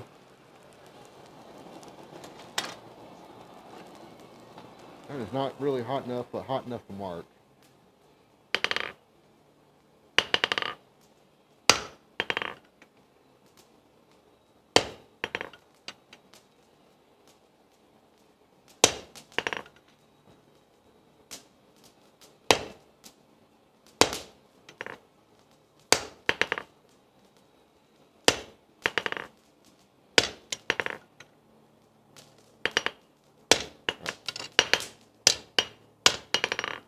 Let me get that actually hot.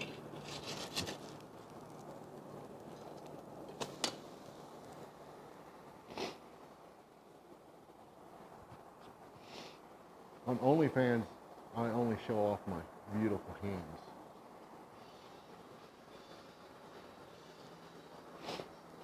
These beautiful, beautiful hands. And I charge extra if you want to see them clean.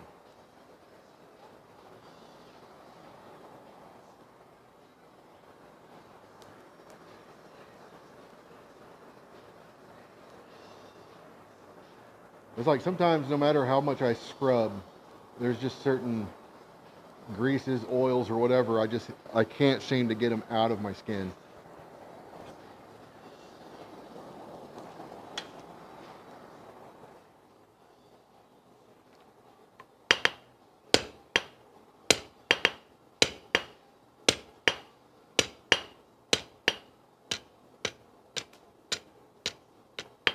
Alright, no need to cut all the way through. You guys know the drill.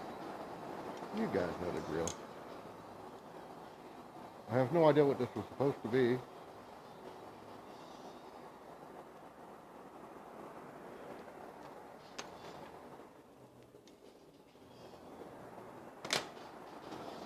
little candle, birthday candle holder type thing. I don't know. Tiny candle. A terrible attempt at a calla lily. Probably what it was.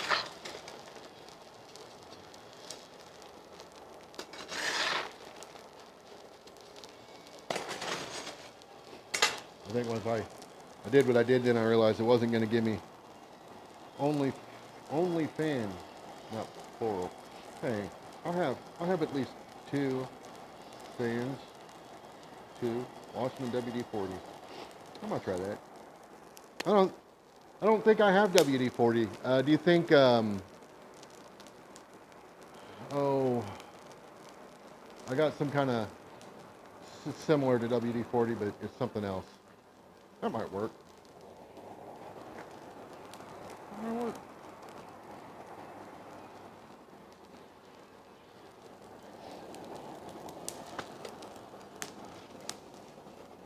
I think that's going to forge, guys. I think that's going to forge. Dawn dish soap does not. It does not. That's what I typically try to use. It does not get it all. Unless I'm just not. Maybe I need to read the instructions.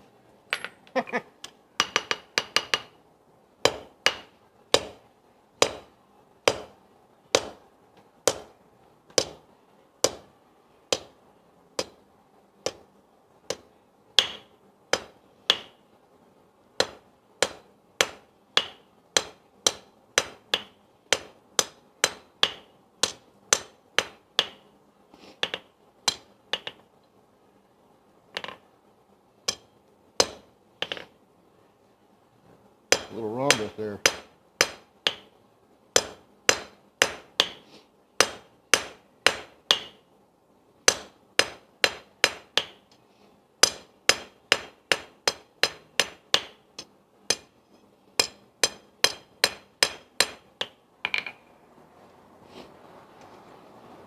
Windex.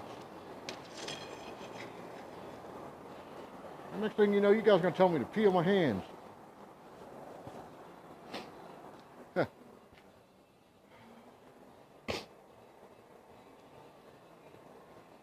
It's like that PB Blaster. That's the name of that stuff that I got.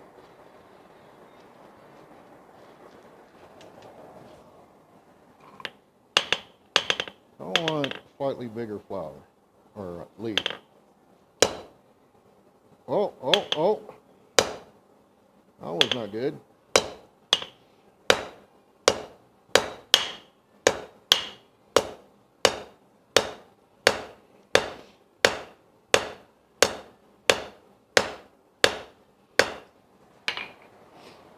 I guess I could have switched the camera. I'll do that next time. Windex. Y'all are distracting me. Tell me to pee on my hands. Use Windex. Use Dawn. Comet. Which, do they even make that anymore? That stuff used to clean everything. Anybody remember Comet? Is that still a thing? I don't go to the grocery store anymore. We just order online.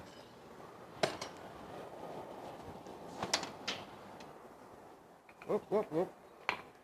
Oh, that's switch. Shoulders up. So, I'm going to come over here. Hey, now.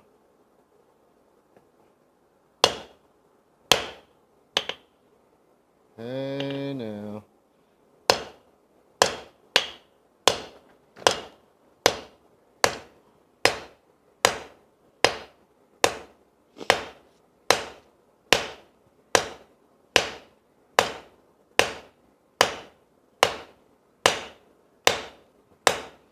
Ouch.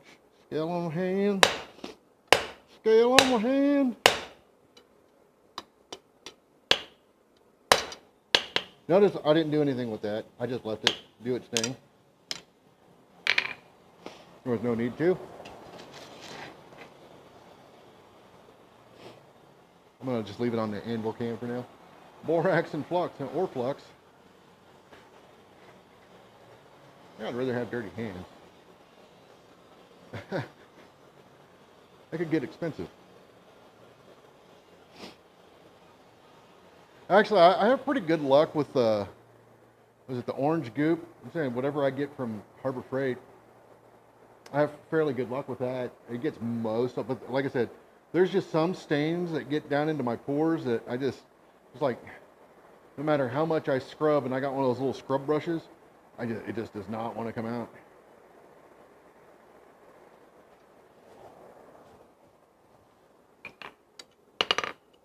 Learning moment. I want to take a second here. So you notice I worked this side, right? Boom, boom, boom, boom, boom. And then I came over here and worked this side. Now see what it did in the middle? I've got that nice, I got a reverse taper and a forward taper, right? And then in the middle, so a lot of times I've had people tell me, oh, well, you guys bang flats too. No, we do not. We take this down, we create this high, then that's the focus. Not yet, but that would be the focus. I will forge it on this side and work up to it, and then I'll come to this side and work up to it. The reason I say not yet is because it doesn't span my anvil. So if I came over here and hit it, it's going to deform the shoulder on this side. Or if I came over here and hit it in the middle, I stand a chance of deforming it on this side. Or you're flexing it. You're flexing it back and forth. And that will break off your leaf end or the stem end. I tell if that's wind or if the damn cat came back.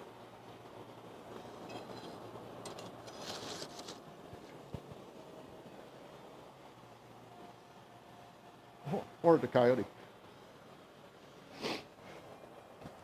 But yeah, so it kind of creates that high, and then once you get across the anvil, then you can attack it right, directly.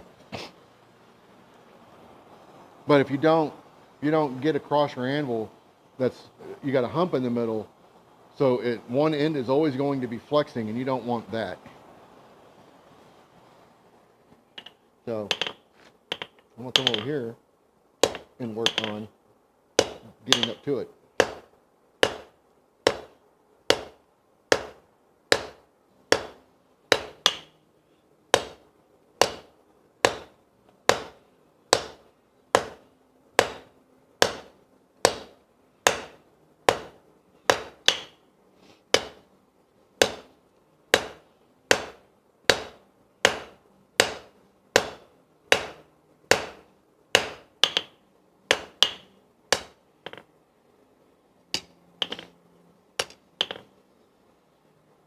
So, let's see where I'm at with that. And I'm almost across the anvil.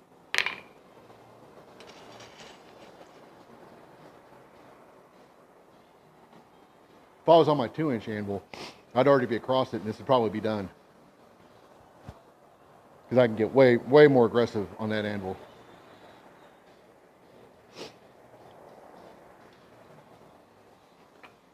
I'm pretty sure. There we go.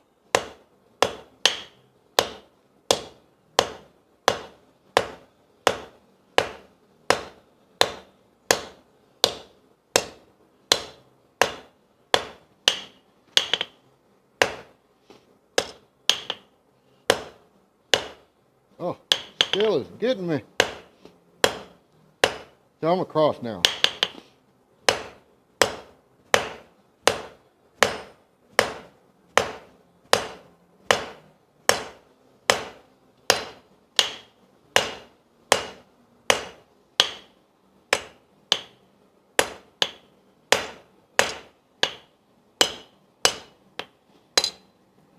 There we go.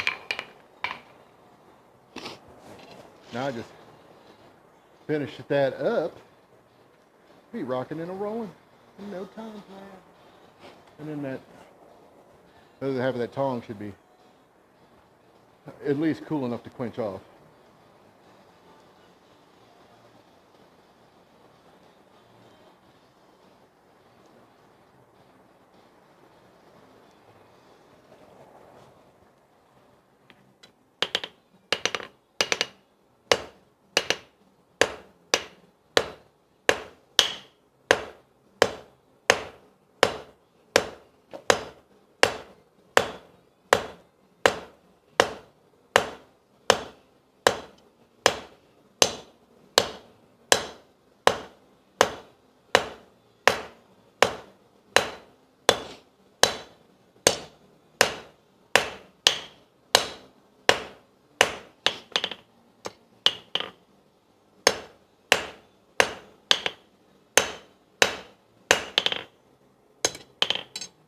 right.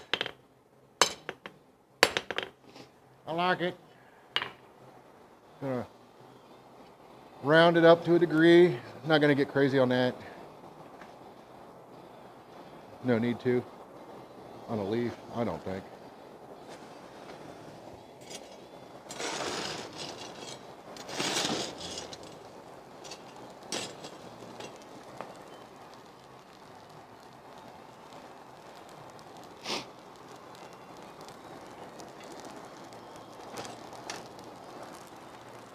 And it doesn't need to be screaming hot either.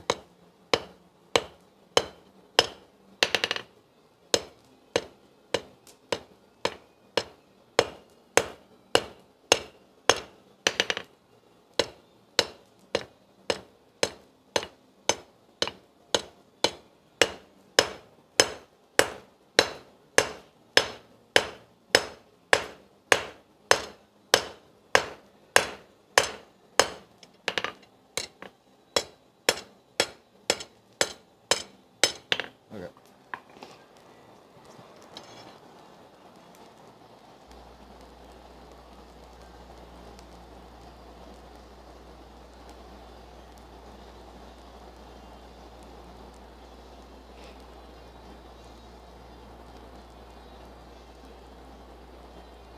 Yeah, I don't understand the if part. What'd I say?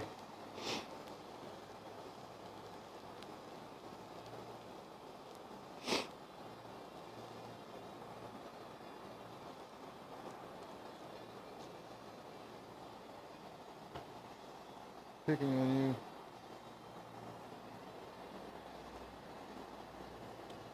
It's a reply back to when people say if as a way to justify something. I do not understand the context, man.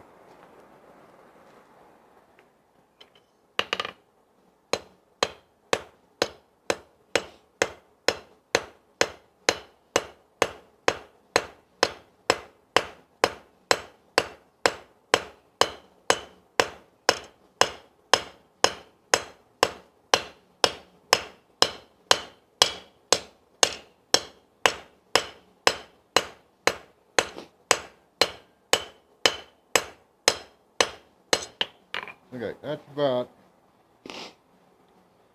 honestly, that's cleaner than I really do on a stem for something like this, but it's fine. And you can always, you quote unquote, texture it up after the fact. Um, so,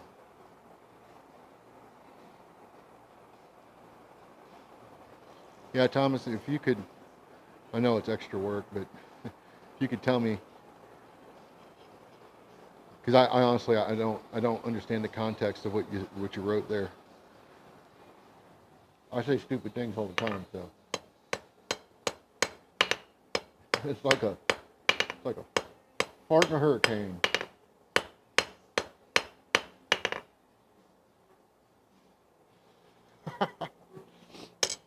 When I get to rambling, it is definitely like a fart in a hurricane. Okay, so I just wanted to clean that tip up a little bit. It got a little crispy.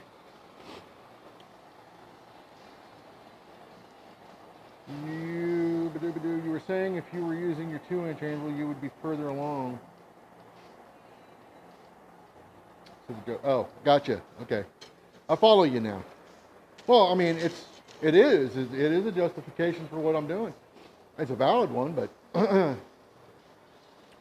when you can attack all four sides of a piece, you're forging more efficiently. I don't care. I will argue that with anybody. If you're forging all sides versus two sides, you're forging far more efficiently. You're getting a lot. You're working all four sides, not just two.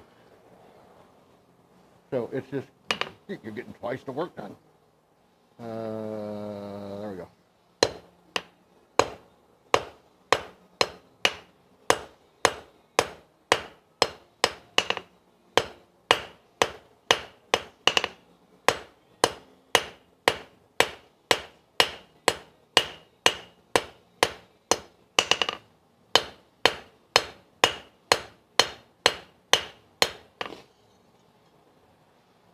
That's where I went with that.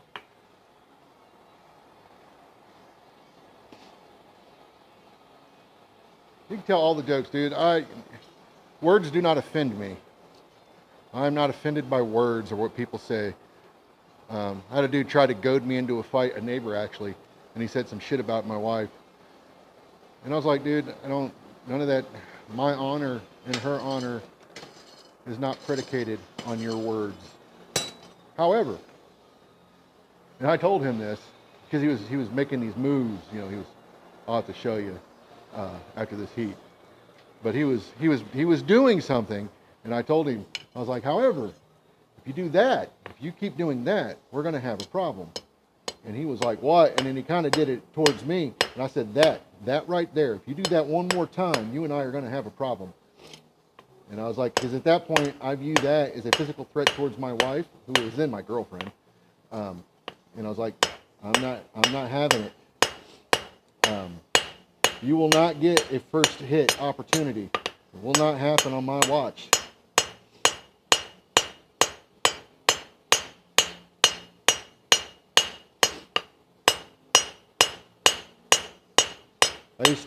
My grandparents owned bars down in Texas and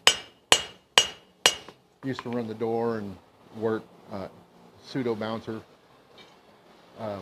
So that's all the more I'm going to do on this leaf right now. But I'll show you. So the dude, he was talking. Man, getting dust everywhere. It's crazy. 100 hits is 100 hits. I can do it in half that though, if I'm working on 4 sides, right?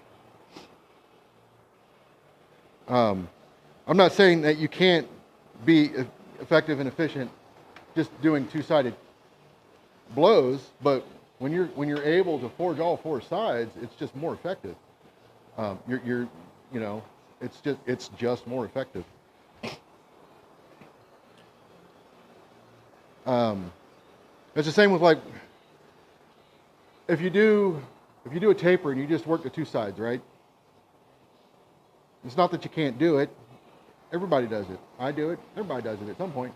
But what happens typically if you just work 2 sides is if you wanted that, you've got to correct that to a degree. You got to push it over. So eventually you're going to turn it over anyways to correct it. No, I'm not saying it. Maybe this could be a challenge. You do a railroad spike and you just forge it. We'll pick a hammer size too, because I think that matters. Pick a hammer size and just forge 2 sides. One of us forges just 2 sides, the other one forges all 4 sides. And it doesn't have to be anything. Let me try to cut this off. I might be able to show it here.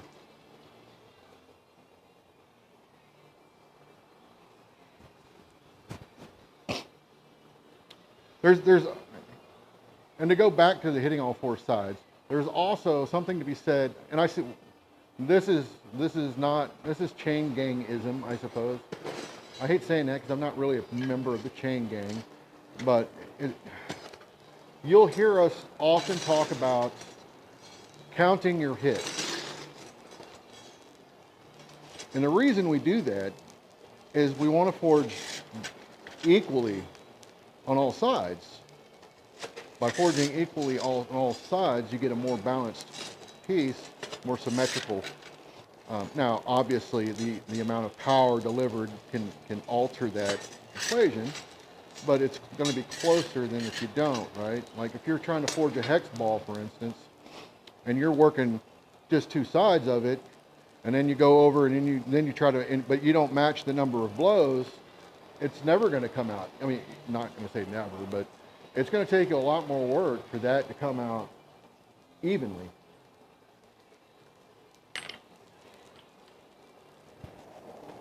Let me cut this off real quick.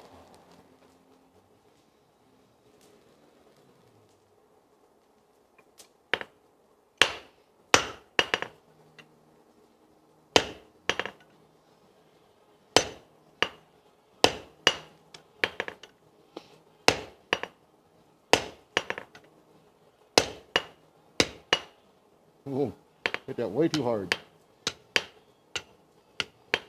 All right.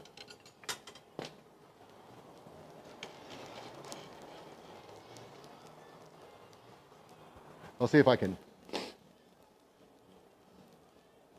Now, I hear you with the tongs. That's definitely a struggle, especially if you don't have really good fitting tongs with reins that are, you know, that fit well in your hand. That is definitely an issue. I feel like I have an advantage rolling tongs in my hands because I'm a guitar player, so I've already got some of that dexterity in my hand. But yeah, no, that is definitely an issue there. I completely agree. In fact, typically when I use tongs, I do just work two sides because of that. But I'm going to work just two sides on this one. Well, let me get it hot again and get this out of here before the safety Nazis come after me. And then I'll switch to the anvil cam. Yeah, tong clips definitely help in that arena. But again, if the reins aren't spaced appropriately, it can still be an issue.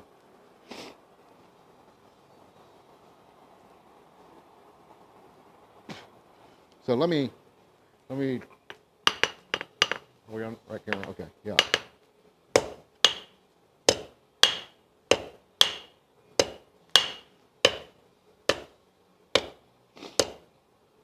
Now I'm gonna.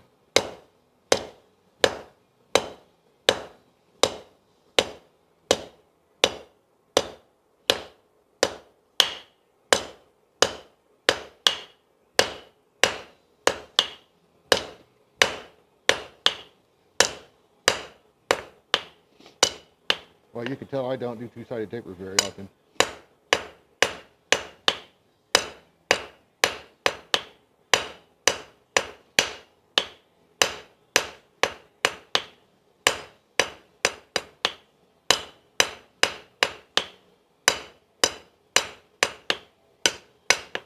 Anyway, it's okay, it's bent.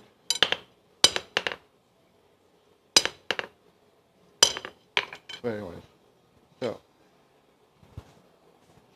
and yeah, I can, I think it shows that I don't do this very often. I'll cut that off. And you know what? Now that just talking through it, right? But then again, I don't spend the time unless you guys do forgings. Yeah, that brings up a good point, John, that I was just getting ready to talk about.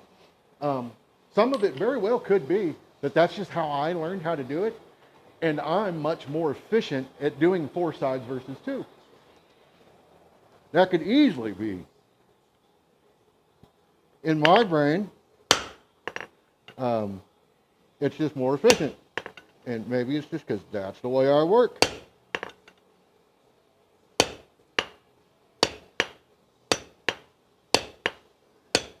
I'll try not to Hulk my way through this cut this time.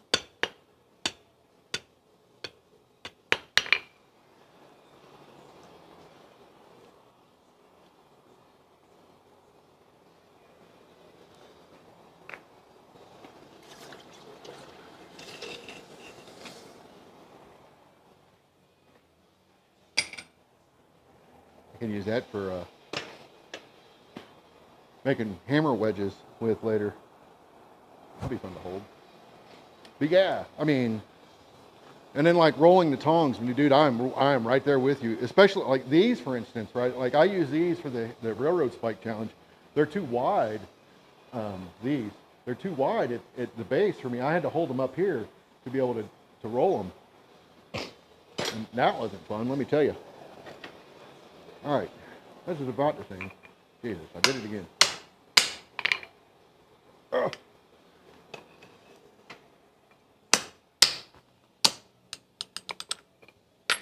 Hey, that got a little warm. All right, here we go.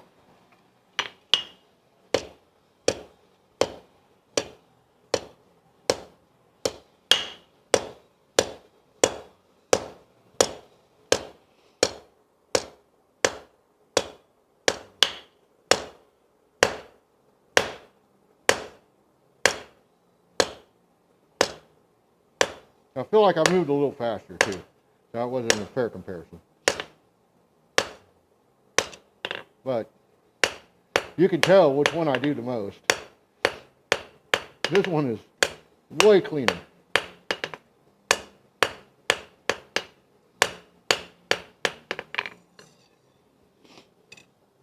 It's just, yeah, I mean, it's obvious to me, not which one's better, but it's obvious to me which one I do more often than not. Because this one is far cleaner overall, far more symmetrical. It's just, you know, I don't do it that way very often, so that very well could be a part of it. Very well could be a part of it.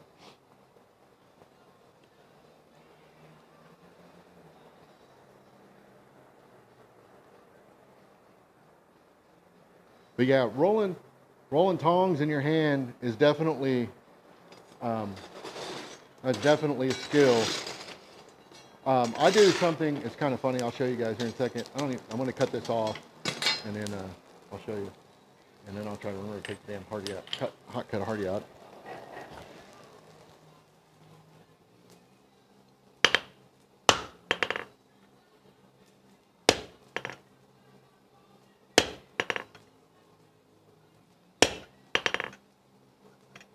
All right. Trying to get this straight. Okay.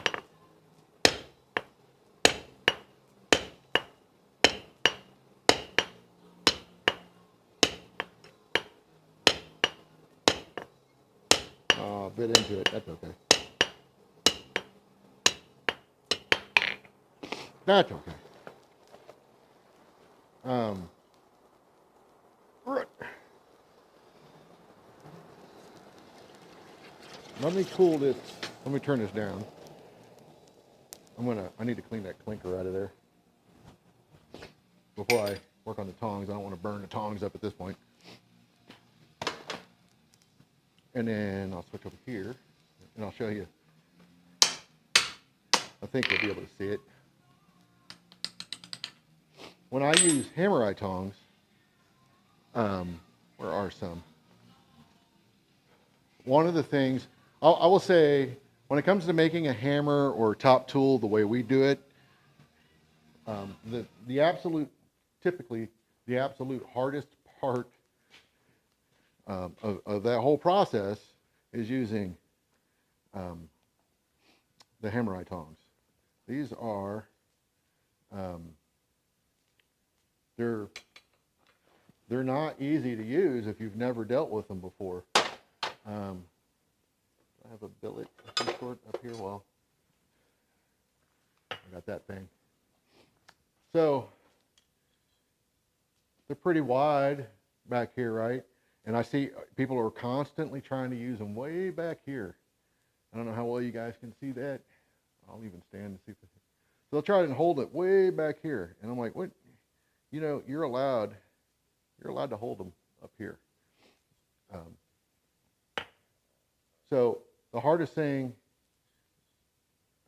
is really the roll and the flip, right? I'm doing it right-handed. It's not how I normally would use this. But, you know, that whole flipping it around. People struggle with that. Hell, I still struggle with it to a degree.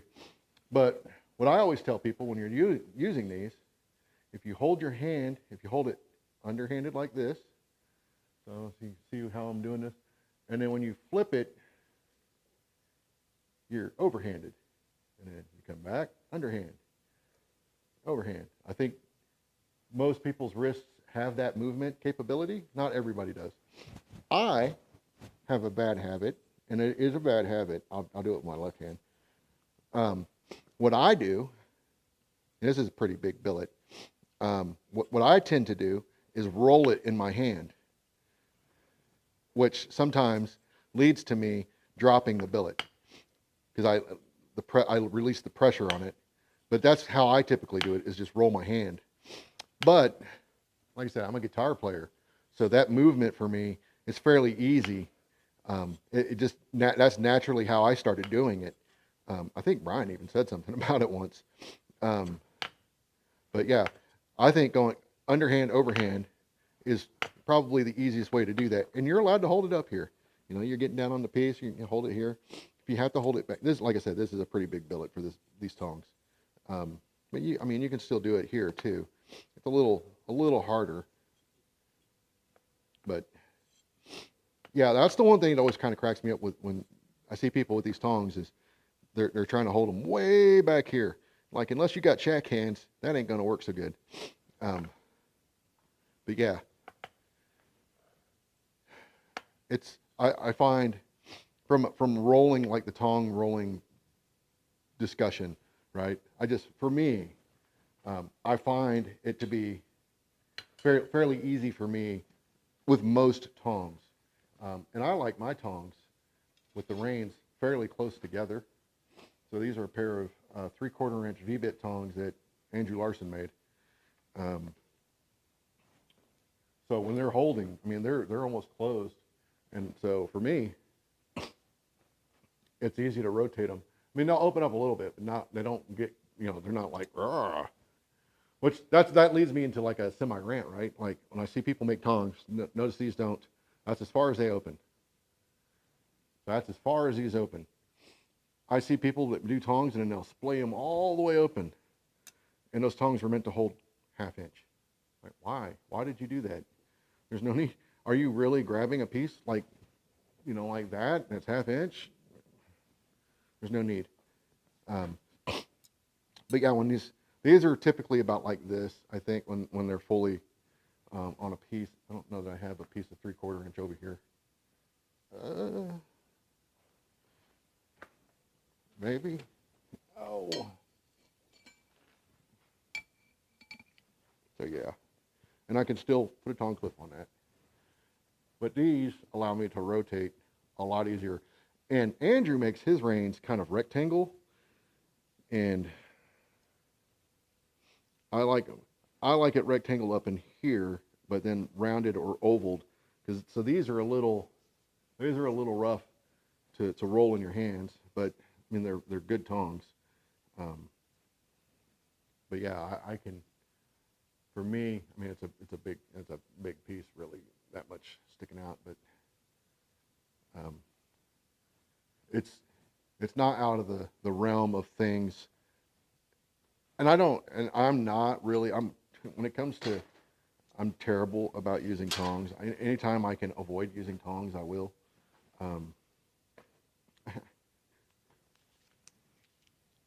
But yeah, the muscle memory is definitely a thing, especially like the Hammerite tongs.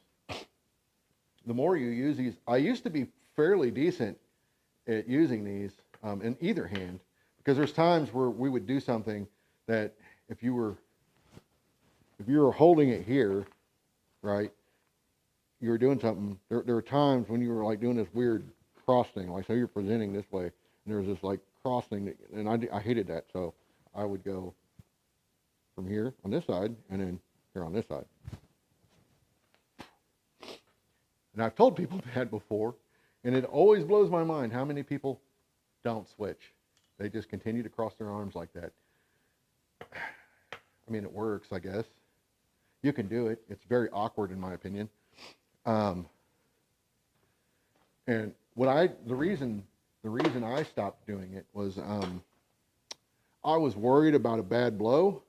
Like if he brought that down, that would bring my arm over down on top of my other arm, and that could suck. So I do what I can to protect my arms and my fingers and my hands. When it comes to my feet and my legs, I'm kind of an idiot though. Like those, man, I can't tell how many times I've walked into a trailer or a trailer hitch, or the tail lights on a trailer just walk. I mean, like boom, boom. One time I did it. It put me on my knees. That hurt so bad. In fact, it left like a crater in my shin for like, God, 3 months. It was brutal. That hurt so bad. I was looking for something to hit. besides my shin. I'm gonna go get that water that I was gonna get an hour ago, and then I'm gonna come over and check these tongs and see where we're at with those heat-wise, and then hopefully I can start. Man, I really thought I brought my water in. I did not. I guess I left it on the table in the house. But yeah, the like anything, right? Like the more you do it, the easier it gets. But it's like that taper, right? The two sides. I mean, if you, I should cut that off. Well, I did cut it off. I should take those in tonight and take a picture of them side by side. You know, and just point out the fact that one I just hit two sides, the other I hit four sides. I normally work all four sides. Can you tell which one's which? I mean, to my eye, it's pretty obvious. I'm gonna have to change the water in the shop soon too. It's almost empty. All right, this is definitely cooled down. I can put this up here on the anvil and measure it.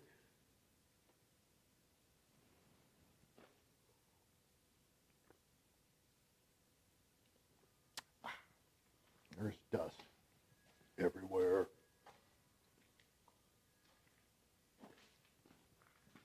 This year I think we're going to do a hood though, so hopefully it will cut down on a lot of that dust. We'll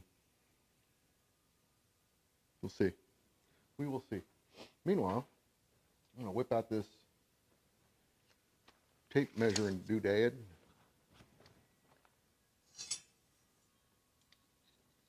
And we're at 21 right here. And that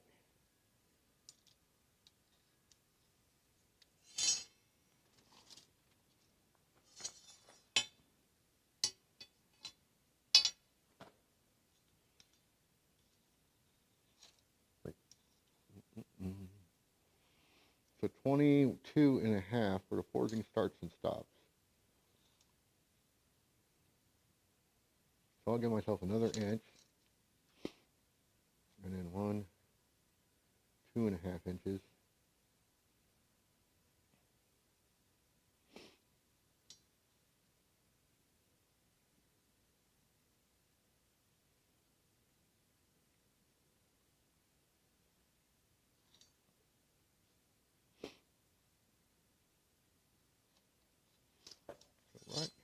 Right in there. Right in there.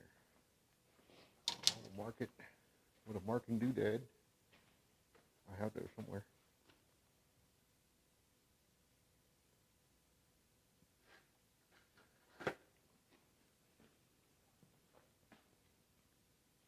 So this was, right here was 22. That's all I should need for the rest of this. Probably too much. And then, so right here.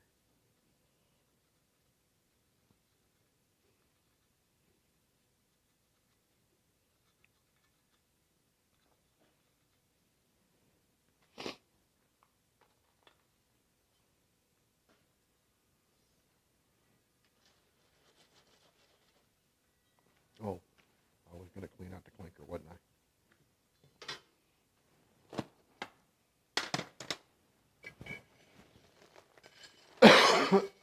Excuse me. What time is it? 10, just after 10. Somebody tried to call me? They know I'm trying to be internet famous over here. Be calling me. Oh yeah.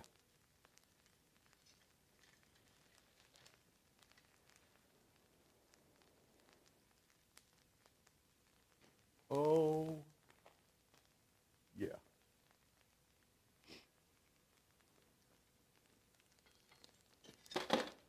Had a pretty intense hot spot in there, and so I knew.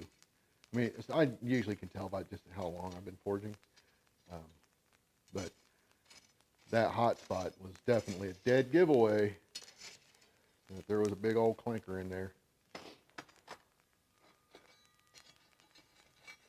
Dead giveaway. I love how well the coke, the clinker stays together pretty well. If you give it a chance to cool down, you can usually extract that big donut like that with this coke. That anthracite though, man, that stuff would just crumble Oh, it was so frustrating. It was almost like you almost needed to like tear your entire fire down to get it cleaned out properly. And that bugged me.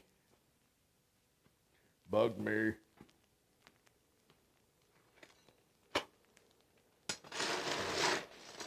So yeah, I'm gonna cut this piece off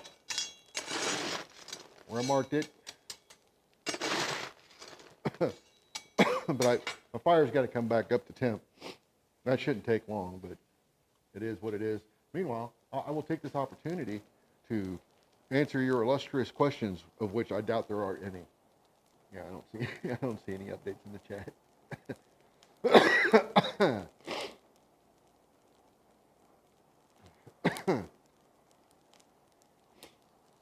So,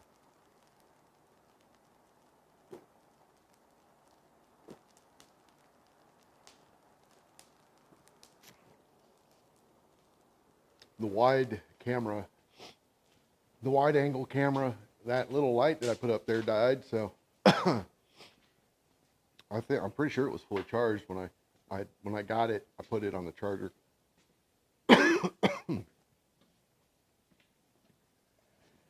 So that gives me an idea how long they last, which is fine. I wonder if I can. I got a USB-C right next to it. I wonder if I can run it off of that. Maybe hook up a little battery pack or something, like, you know, those that you take with you.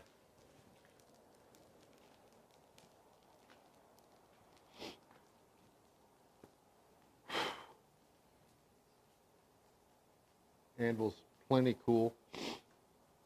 I've not heated it up. I did not preheat my anvil.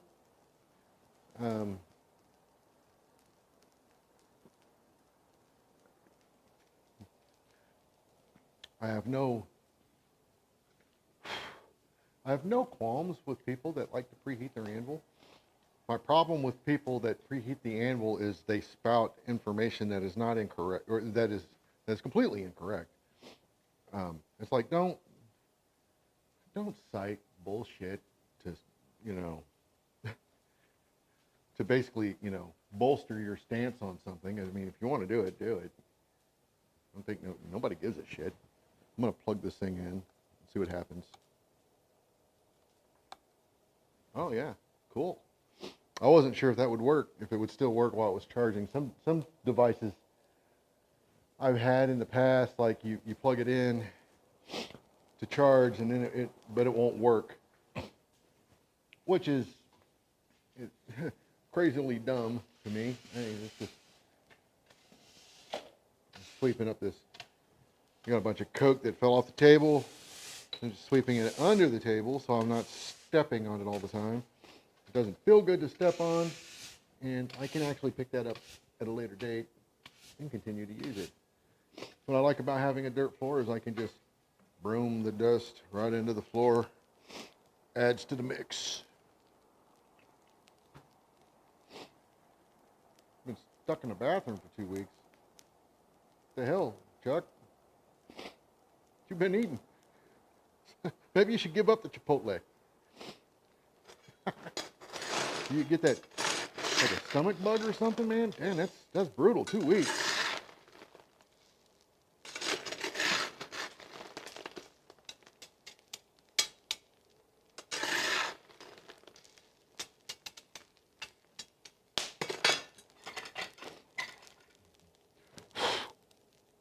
Yeah, I'm gonna do my best to come down to your place.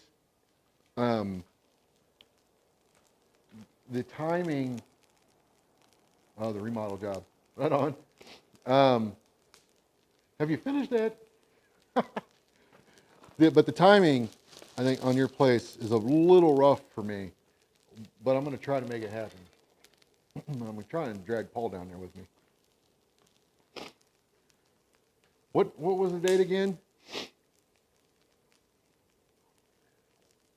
I know towards the end of this month, like once we hit the end of March, towards the end of March, it's kind of like we hit overdrive mode for, we got Johnstown, we got the IBA conference, going out to Josh Perkins at the end of March.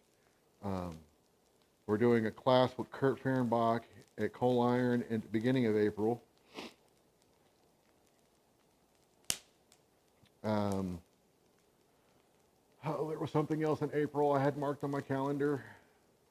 And then come May, I got to start prepping for my hammer-in.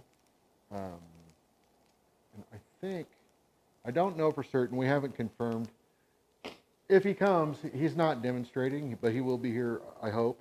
Ed Brazil should be here for my hammer-in.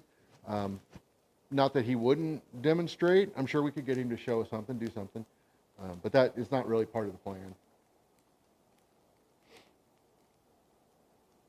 Yeah, Troy's place. I think that was the April thing I had marked on my calendar, was Troy's. So yeah, anyways, and look, we're gonna be some busy bastards.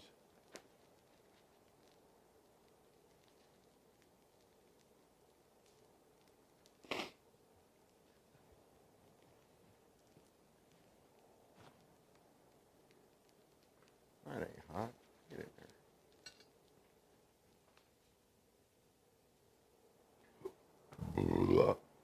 Excuse me, pardon me.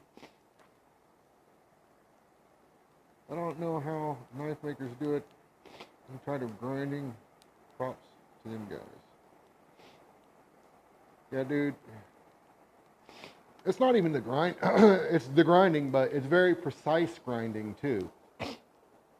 Like, I know that my grinder would need some serious tune-up and work before I would try to do a knife on that. Maybe the roughing out would be fine, but that grinder is not set up for fine work. Yeah, it is not. I'll grind the shit out of a hammer, though.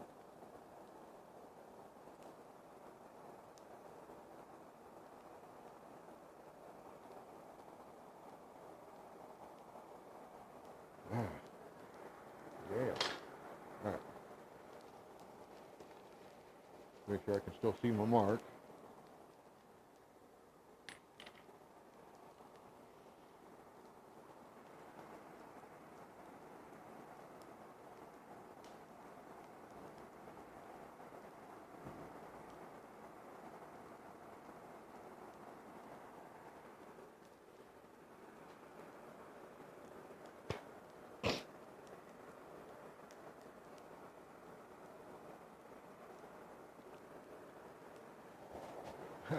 I thought I saw the shop cat from last night on the security camera again later in the evening. Or no, I'm sorry, a couple of days ago. I went back to the security footage just to see how, if that was its first time in here, which as far as I could tell it was. But I saw what I thought was that shop cat, and it turned out to be a raccoon.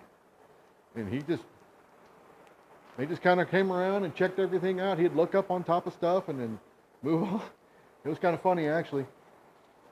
It was like, is there anything in this damn place I can eat? He picked a couple of things up and looked at it and then put them back down.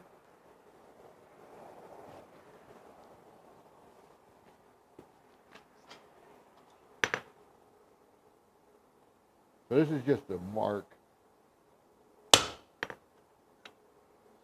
So I can still see my chalk. I'll show you that. I don't know if it'll show up in the camera. Oh.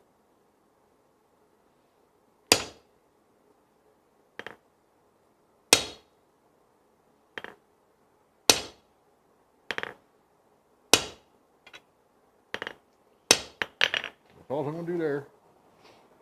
Now I'm going to get it hot, really cut it. I just wanted to get it marked. Since I took the effort to measure it out somewhat. We have a big old raccoon in here.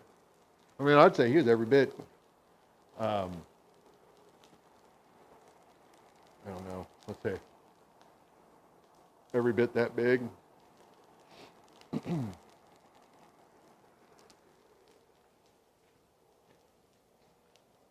Big boy.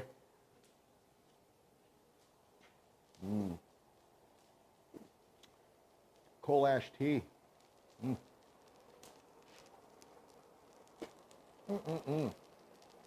Love it. I'm gonna move my cup over here. Might be a little late for that.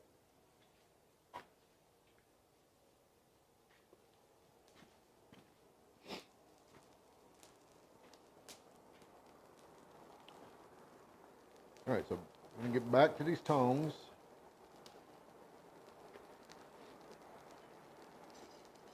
Now, I wish I had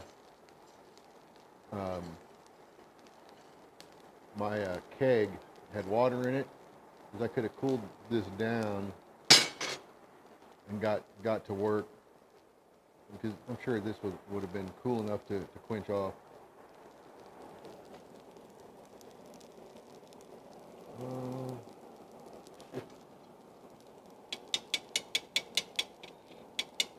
Okay, I saw a line there and I thought, uh-oh, is that a cold shut? But it is. It looks like it's just scale. But I'll keep an eye on that. That could be a problem. Could be a problem. I tried to keep my work over the heavy radius here, but you know, stuff happens.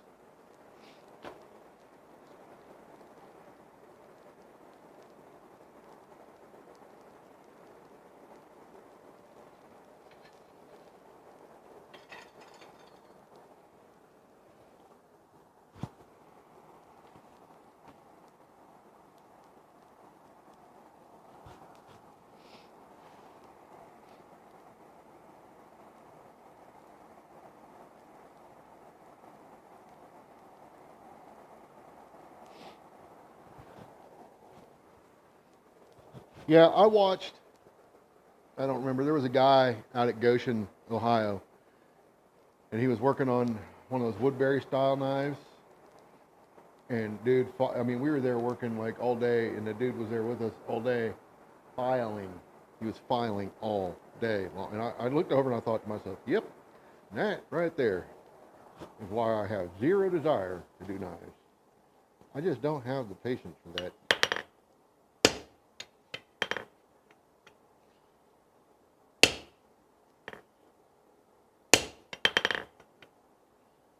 It's so awkward to hold on to this right now.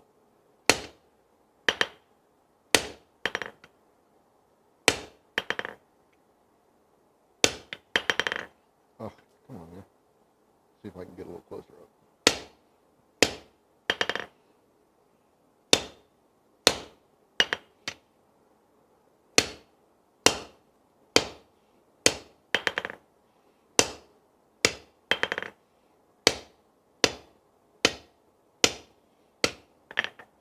Well, it ain't the worst cut to center I've ever made, but it sure ain't the best.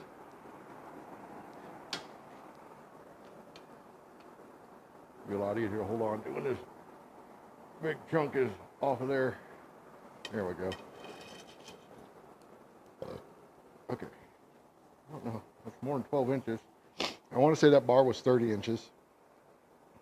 So that's what I'm using for the tongs. Whatever that comes out to. Usually 5/8. 5/8. I feel like 9 inches is, well, that's what she said. 9 inches is plenty for a good pair of tongs in 5/8. If you're using gas forge, you might go to 10 inches to start. Get a little bit longer reins out of them. Or if you like big heavy duty reins, then you'll need more, obviously. Is my mark still up here? Uh-oh. Yeah, barely. Oh, and I need to switch hammers.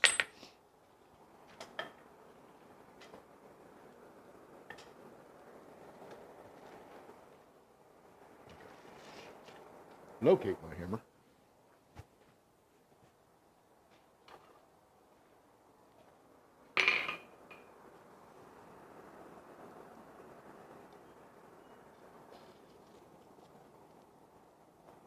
And then try not to burn this off. Like I almost tried. All right, so I want to take this up to the shoulder.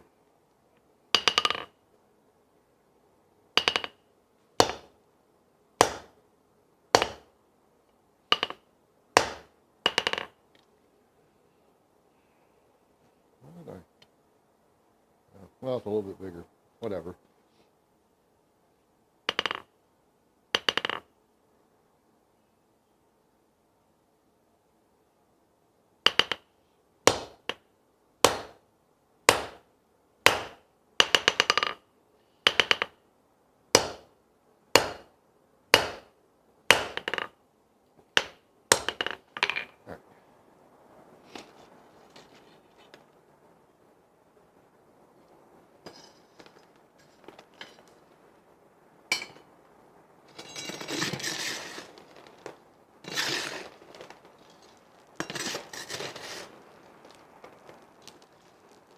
I didn't anvil cam it. No! No! I'll anvil cam the next one. I'm sorry. Okay, 11:30. I'm stopping at 11:30.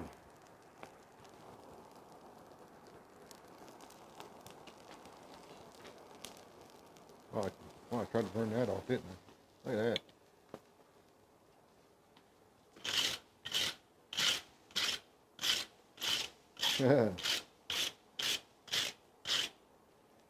Yeah, baby.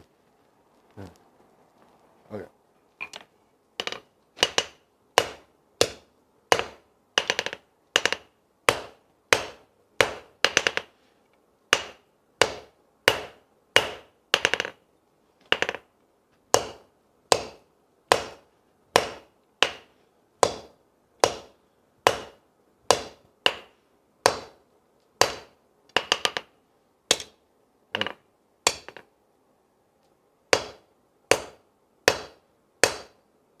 See what I did there? Did you see I tilted?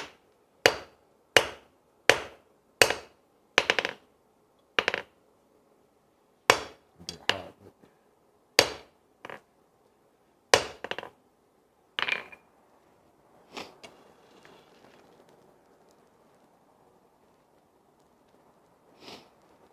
I do that to get the reins lower than the boss, so that way the taper's coming from the boss out, not from the reins in.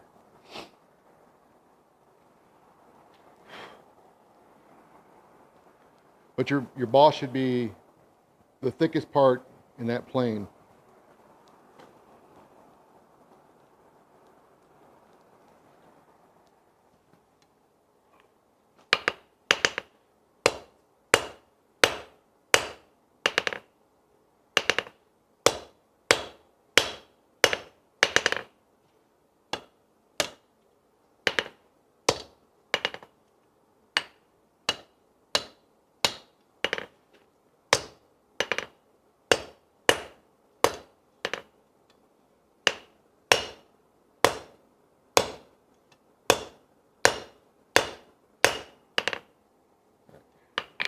I'm just refining as I go. I'm seeing that this boss looks a little bit bigger than the other one. So, yeah. So, I'm going to try to address that.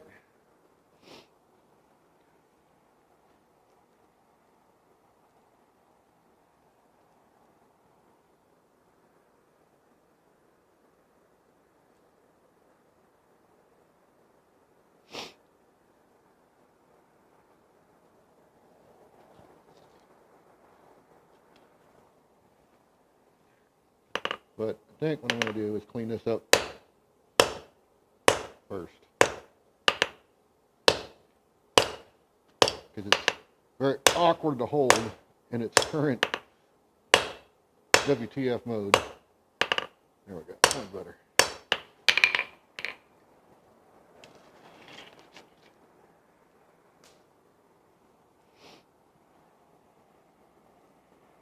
Good night, man.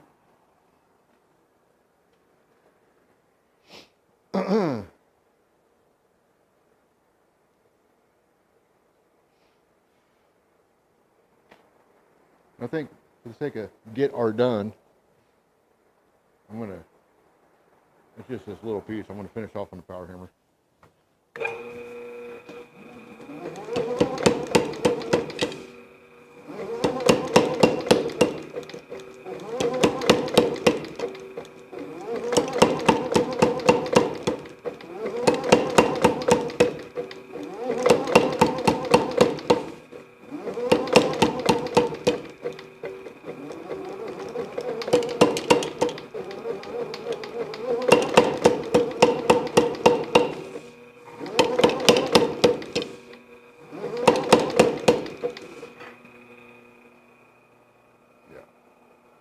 That's better. Oh, you guys couldn't see that either. Hot diggity damn. Anyway, that's what I did.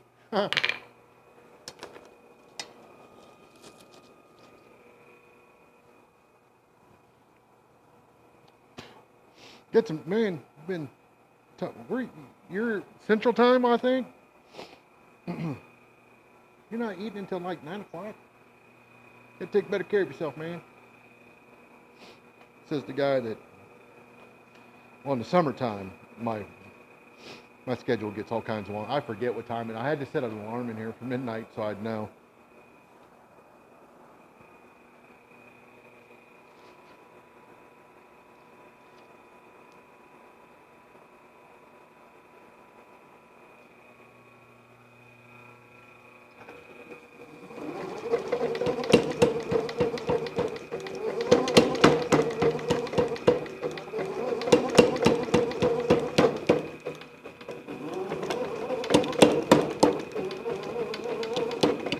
Okay, I think it's something I need to fix.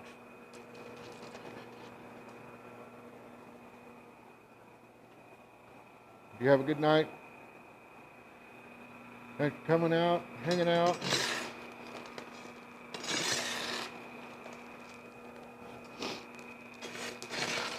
And I do promise, as this goes on, I will suck less and actually start coming up with, the big thing is coming up with projects that I think I can accomplish in the time frame that I want to set, right? So I want to try to limit the streams to 2 hours if I can, 2.5, 3 hours, not 5. So trying to think of like projects that I can do, or at least the projects that I could do within the scale of 2 streams. I don't want projects that exceed that, because I know me enough to know that I'll be like, okay, I got to do something else.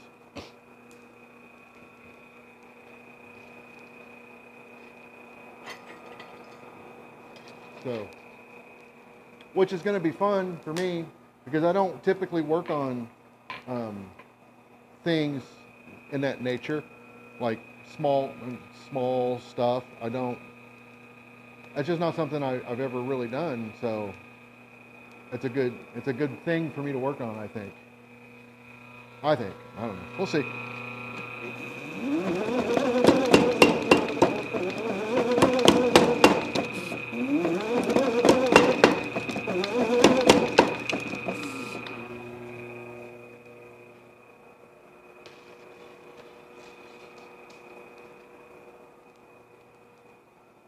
So I got a candle cup idea that I want to do. One of the guys on Twitch did one, kind of like a tabletop candelabra type thing. And I thought, oh, that's something I'm not going to do like he did, but you know, something in that vein. I think could be cool.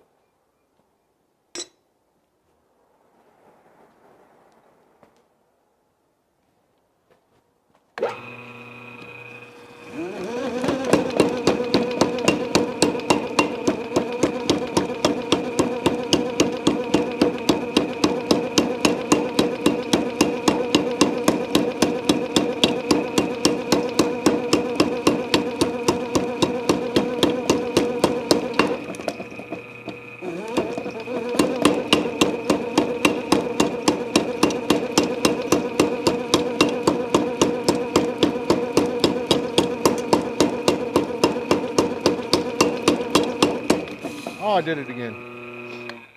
Anyway, I'm just cleaning up this area here right now. I just, when I started working on this, I looked down here and I realized, I was like, oh wait, I got a lot of work to do there. So now I can go back to the other spot and work on that a little bit more. And this is gonna increase the length of this material pretty significantly in the grand scheme of things. I mean, this is already, God, I want to say at least 30 inches. Let me see. Yeah, that's close to 30 inches already. And there's still more material to pull out. So I might make it to 36, which means some of the material for the reins on this, I'm probably going to end up, because I don't need 18-inch long reins. 12 to 14 typically for hand stuff for me is good. Now for the gas forge, it might be fine. But in the gas forge, I have a hook type thing I made. I can reach into the gas forge and pull a piece out, and then I can grab it with the tongs. So I'm not having to reach into the gas forge to do stuff like that.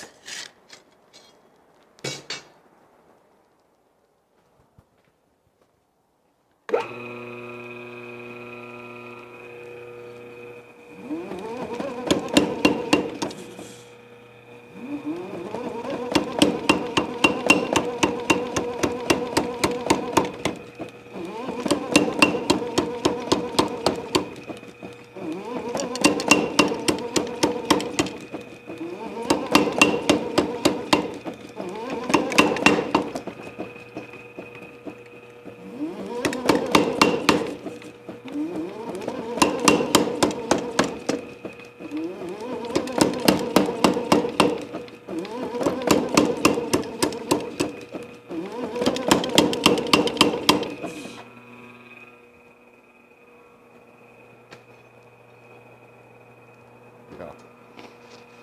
Definitely gonna be too long.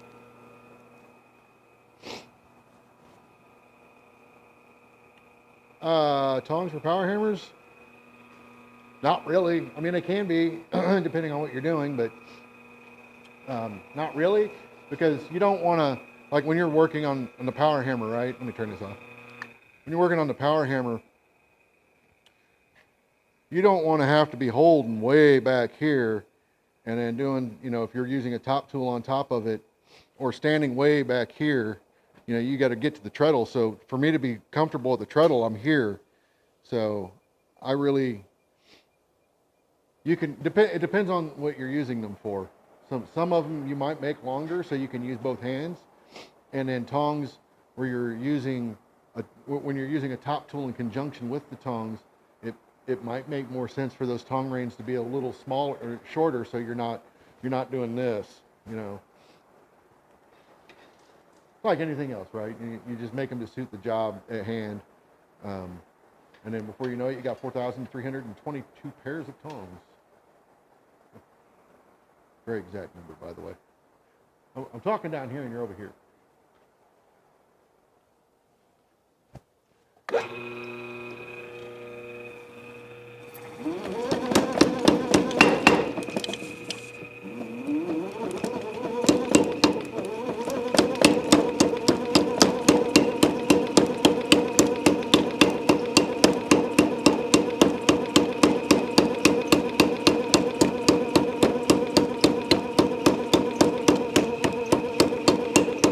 Okay, that's good. I'm going to leave that alone. The rest I can probably nail.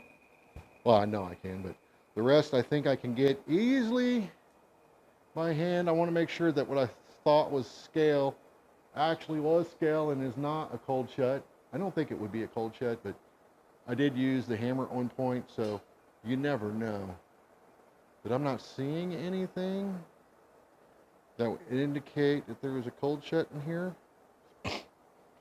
And what I'll probably do, and this is why I say I know that they're too long. Well, one, um, I am at 30, I'd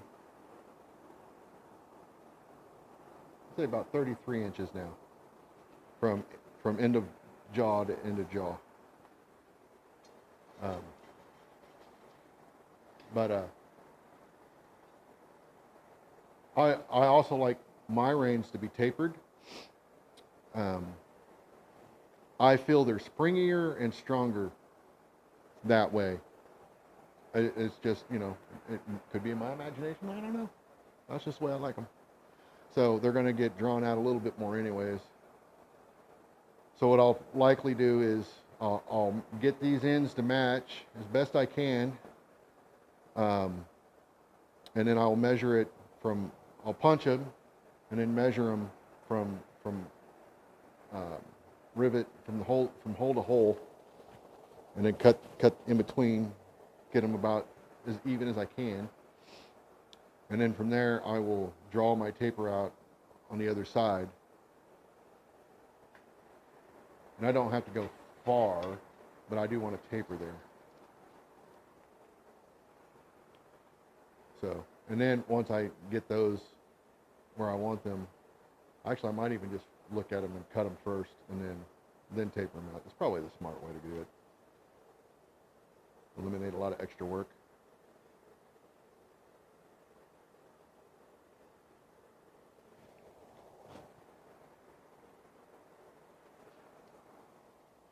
Okay. So I need this to come down here. Oh.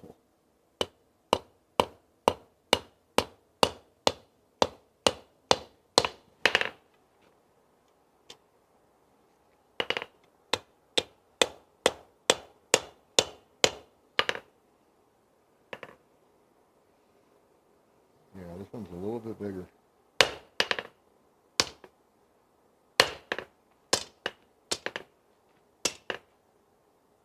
For sure.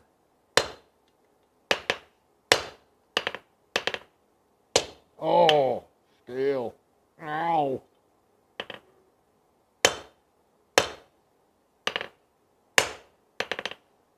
Owie.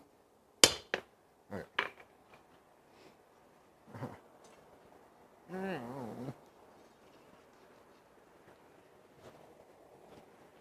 Half tempted to cut this off anyways because it's so long. I don't want to get my little stand out, but I think I'm going to have to.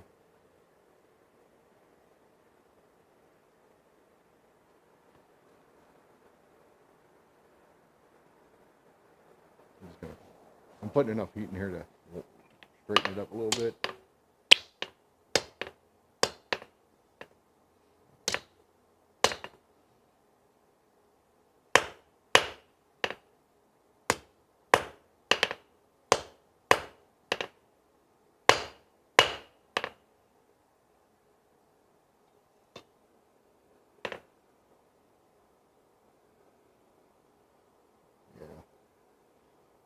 That's a bit bigger.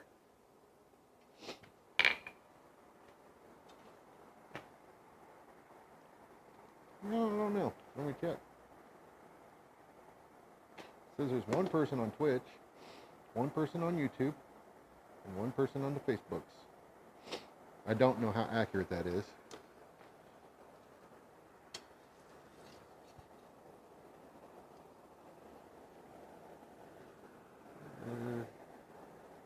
Oh. I hit it from myself.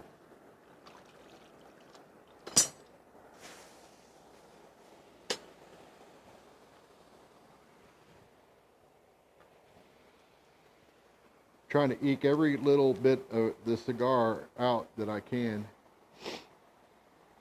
So yeah, if Jeff's still here, it showed that there was only one on YouTube.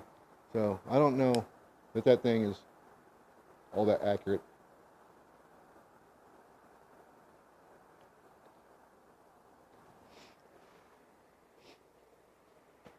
So the boss on the side I'm working on now is a bit bigger. than this side, and it's still plenty thick. So that's informing me that what I'm gonna try to set it down and fix it. I need to get it hot, and it's like sticking up out of the fire. That's not.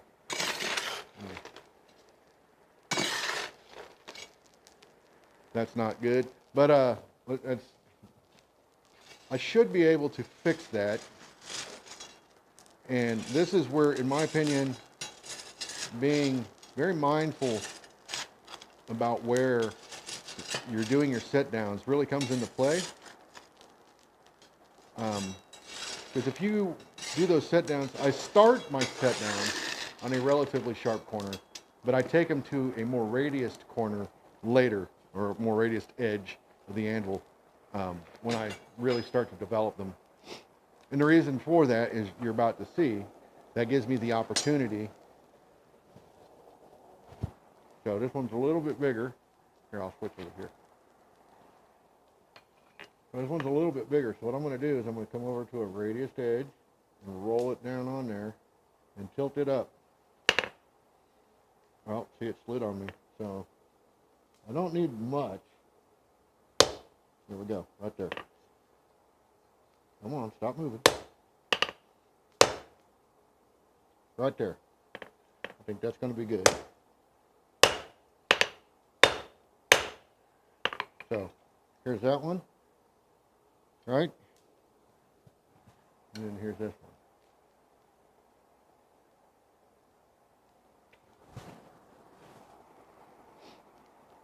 So it's not, I'm sure if I were to get it out and measure it, they're not the same. And this one's still a fair bit thicker than the one that I did first. So I don't know, that's probably, let me come over to here and I'll show you. So this one, right, is not focusing, but that's okay. I'm that guy now. And then this one is, as you can see, whoa, it's a fair bit thicker. So I'd say this is closer to 1/2 inch and the other one's more 3/8. But by forging that down, that's likely to grow again. So I just need to be mindful of that and work it back and forth.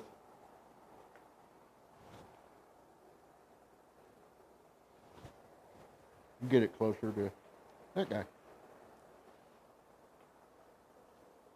Because this one, there's not enough meat left there to make it, like I couldn't upset it and then pull it out.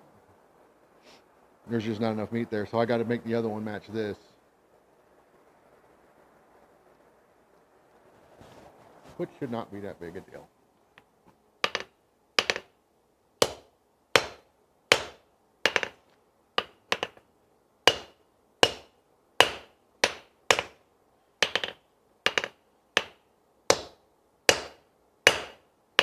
There we go.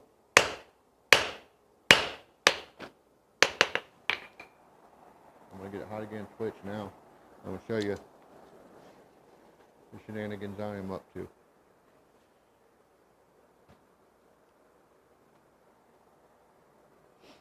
The cigar is like, it's falling apart. But I've only got a handful left. I got to get me through tomorrow and maybe even Friday. So I have a feeling I'm going to have to go hit the local shop, and that's expensive.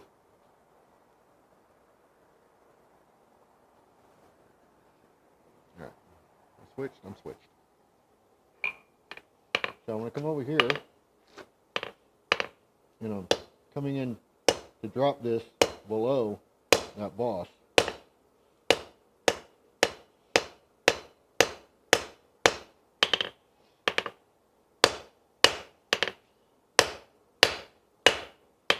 Same thing.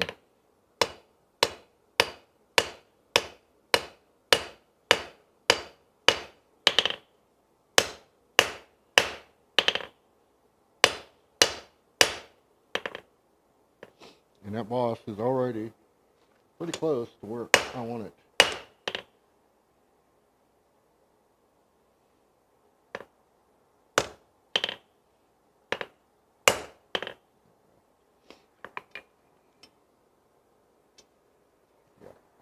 like it.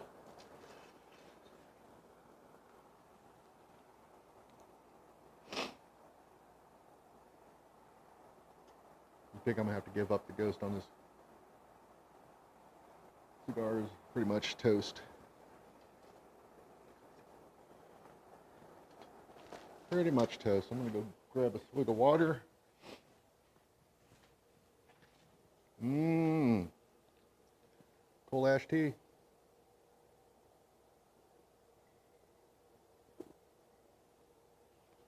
Some guy's got black lung.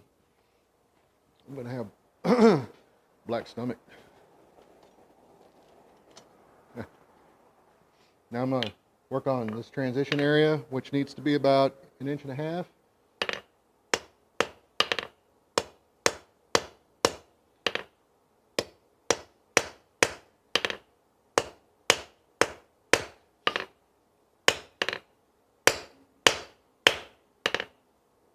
It's got a bit of a rhombus in it. I need to fix that.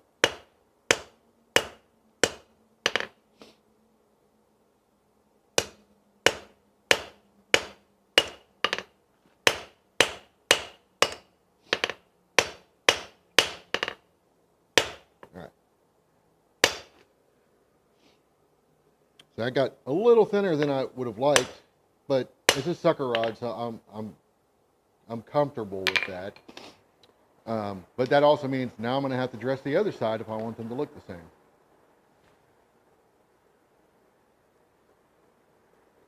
Not a huge deal though. They're tongs, and these are meant to be light tongs. I'm going to make them, like maybe 1/4 inch or something, 1/8 inch. We'll see. I don't have very many tongs for really small stuff, and that becomes very frustrating at times. Flat bit tongs, I mean, you can make it work, but I'd rather have something appropriately sized. All right, I'm gonna.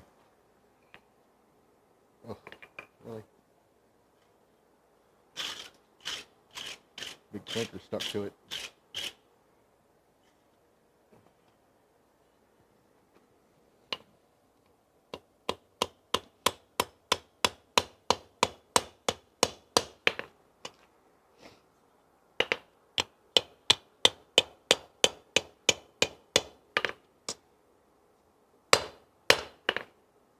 Oh yeah.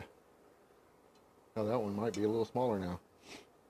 Not much though. I mean, that I can make that work. You know what I don't have though, is an appropriately sized punch for this eye. Huh, this might end up being a two-parter. I could drill it, I guess, but I don't like drilling them.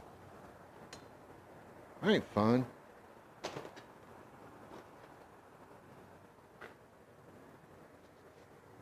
There is a lot of meat on the nib end of the jaw, so I can do a lot with these tongs.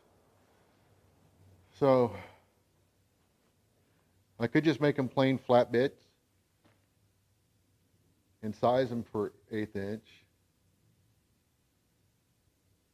or I could try V-bit tongs,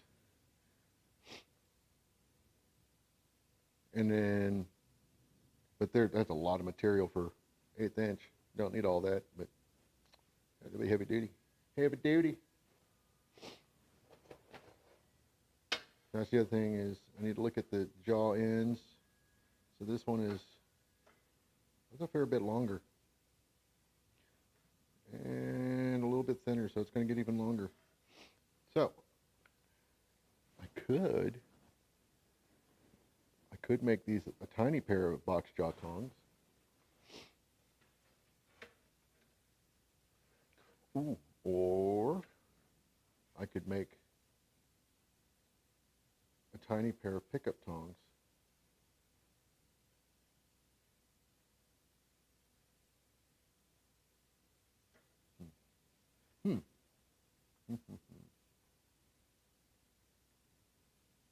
I think I'm going to think on this one and figure out what I want to do. They're close though. I mean, they're really close. I just need to figure out what kind of tongs I need to make. I guess I should have thought of that before I came out here.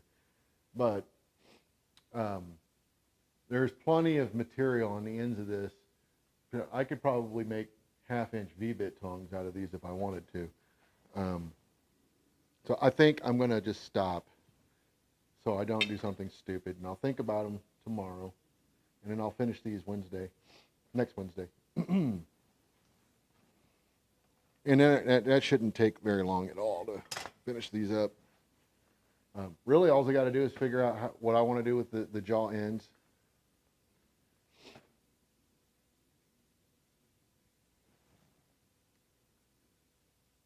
Y'all talking about knives. Get out of my stream talking about knives. No, I'm kidding.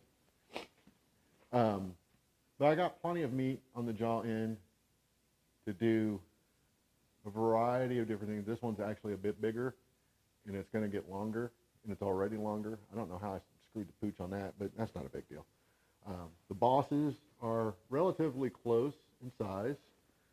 This one seems like it might be a little smaller.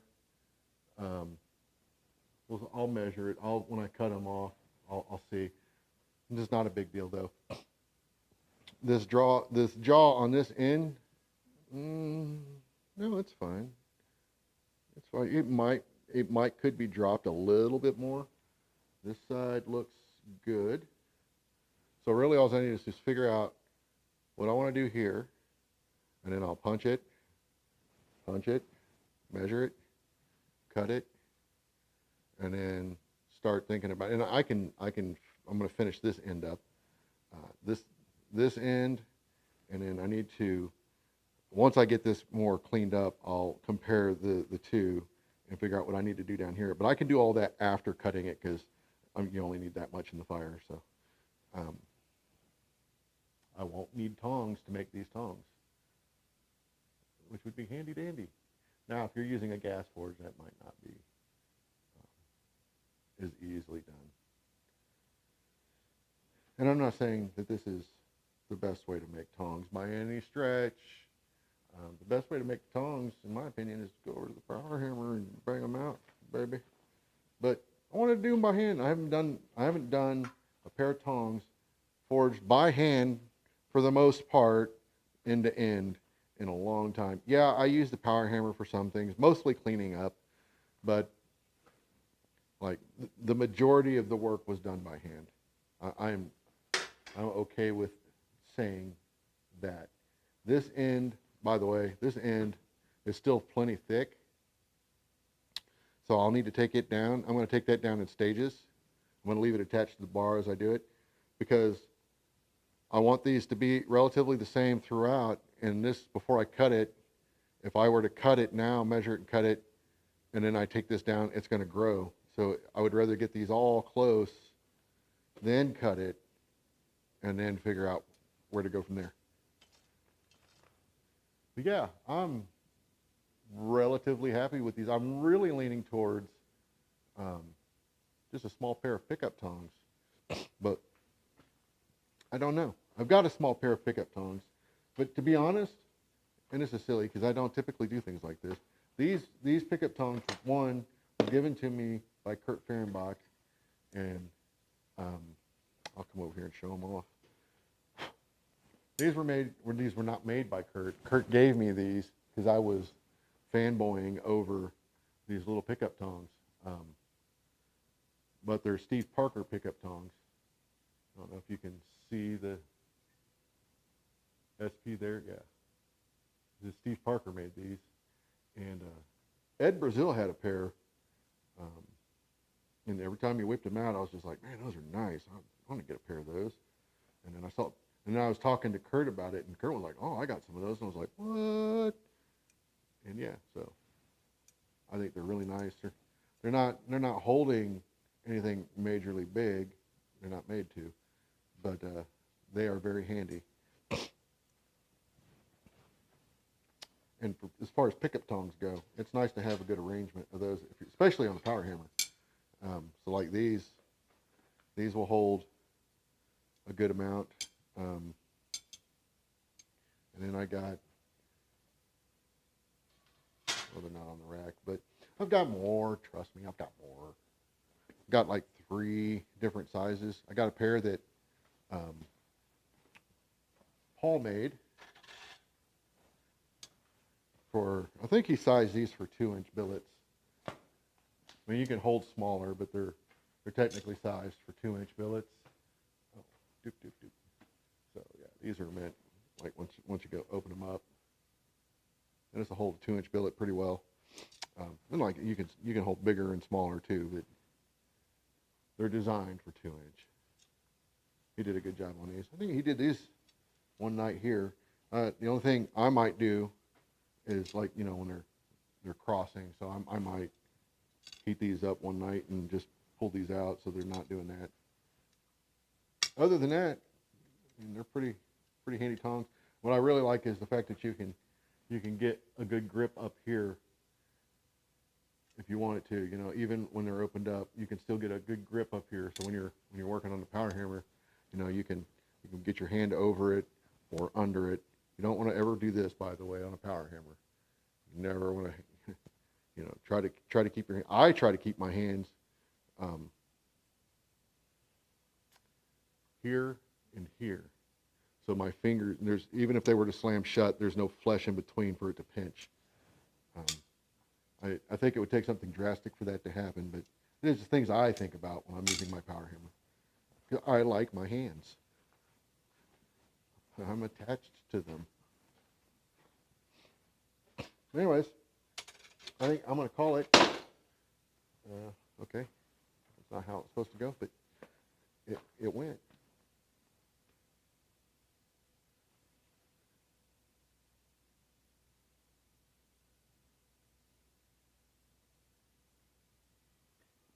Yeah, don't ask me about any of that knife making business. I don't know. I ain't the guy. I ain't the guy. I'm going to start shutting down. I'll leave the stream running as I do this. I appreciate you guys hanging out.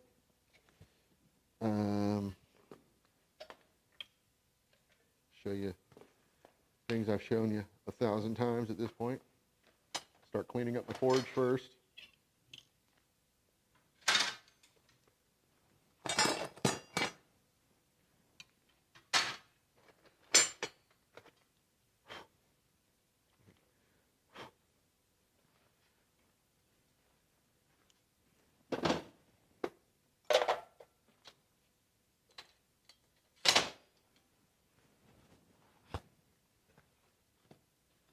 Have I mentioned I love the fact that I got my hook finished from a brush.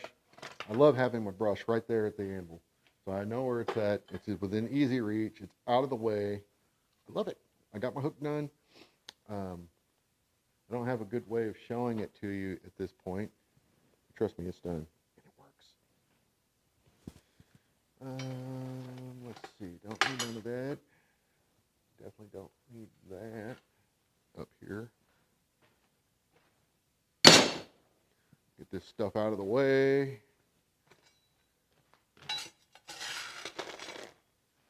So notice when I take my fire down, when I break my fire down at night, the one thing you will see me almost, I don't want to say never, but you almost never see me scoop in here and start dumping it on the table.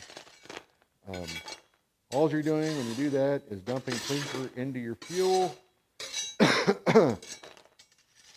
And why would you start your fire loaded with clinker? That's craziness.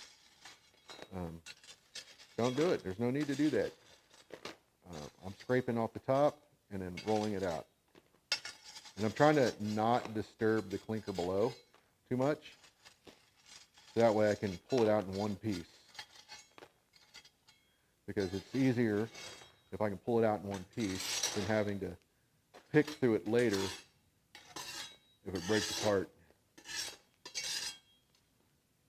And if you get this coke or the coal, whatever you're using, off the top gently, makes that a little easier. Less weight bearing down on the clinker, causing it to break. It's a little harder actually in green coal, I've noticed, because green coal you get that sweet, like solid coke layer around the fire pot, which I do like.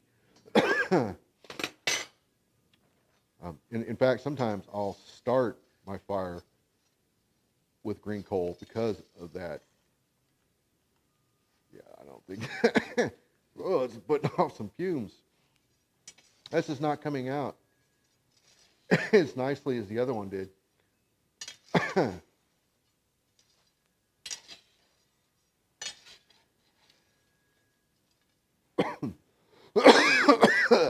Blah.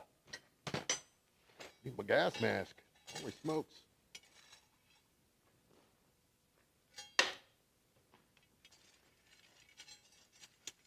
You guys ever watch those folks in Europe who forge in coal or coke, and they wear a gas mask the whole time? I mean, I'm sure it's a safe practice, but man, there's no way I could do that.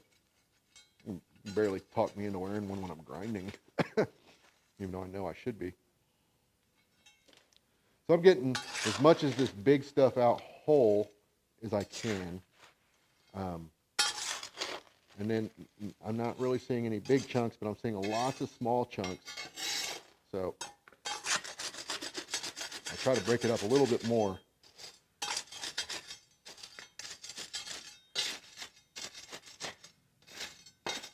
And then keep all that dust in the pot too, so I can send that down the ash dump. There's a big chunk I can pull out right there. I don't like cleaning my fire pot in the morning.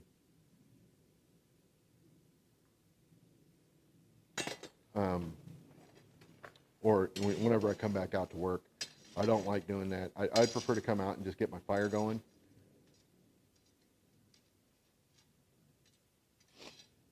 As clinker free as I can.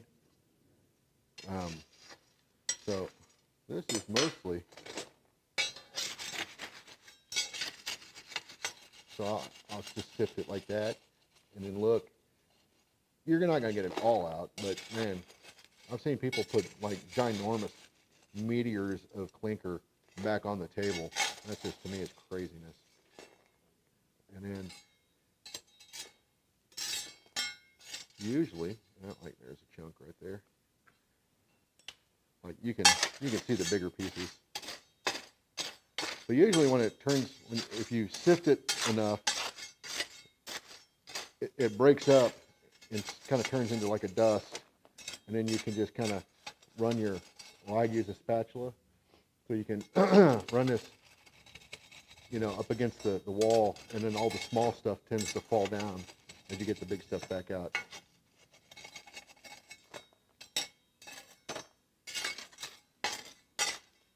You can use I got a Trapper's sift. I got it at like Cabela's. I think they're like $15 or something. And you can use those too to help sift out all the dust, separate, get the good fuel back out of there. I'm pretty close at this point.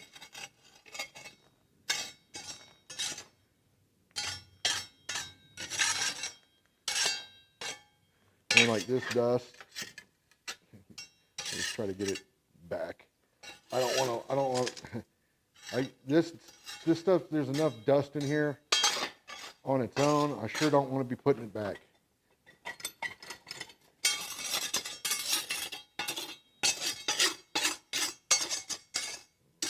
Yeah, I try to get, see, like there's some big stuff right there.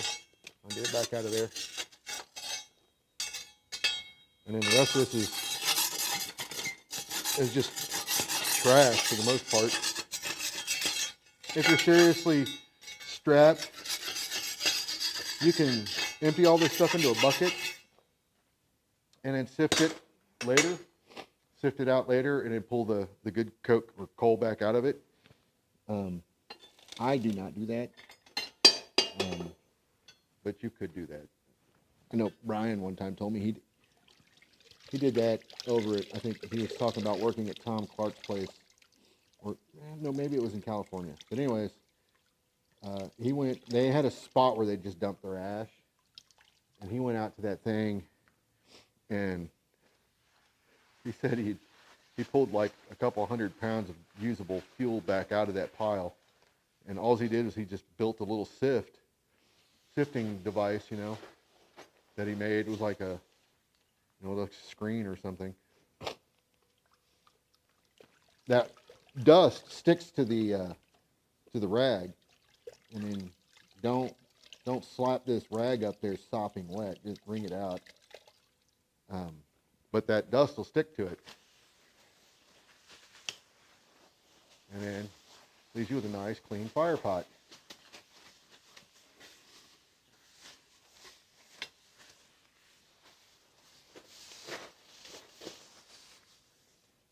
And gets a lot of that dust out of there.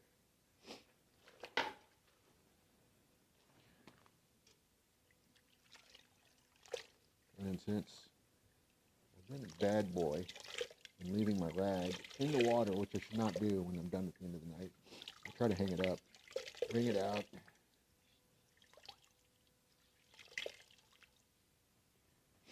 And then I'll hang it up. But this one is a little longer than my others, so I'm going to hang it up somewhere else, like here.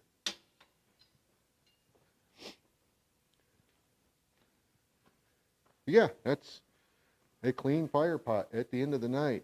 And that's all I really do. These lights, I'm going to start shutting down lights. I definitely don't need this guy right now. Oh, off. Guess I could technically leave this plugged in for right now, even though I'm not doing anything.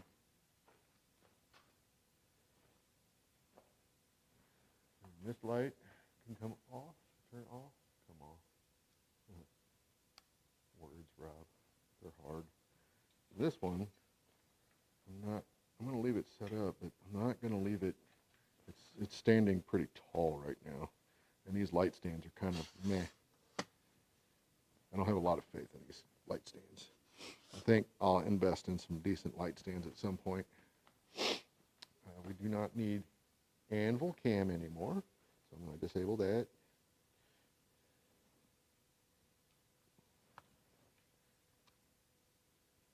Plug all this nonsense that we no longer need.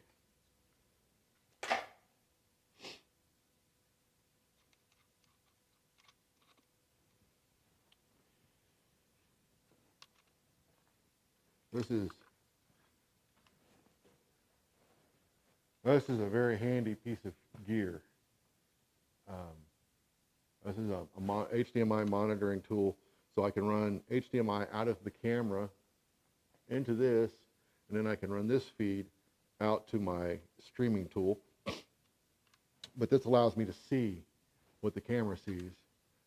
I've got a big screen TV in here too, but it's not like, you know, if I want to see details and stuff, it's hard to see up there, which is funny. When you're working, it's hard to watch this, but I can at least use this and then set the shot up and go from there. So, yeah, if you ever want to get into this, you get one of these. I think this thing was like $125. I mean, yeah, that's kind of expensive for some things, but like the pro versions of these are like thousands of bucks. So. Yeah, 100 and it was definitely. I'm pretty sure it was less than $150 because I was pretty impressed, and it got great reviews. And then the camera is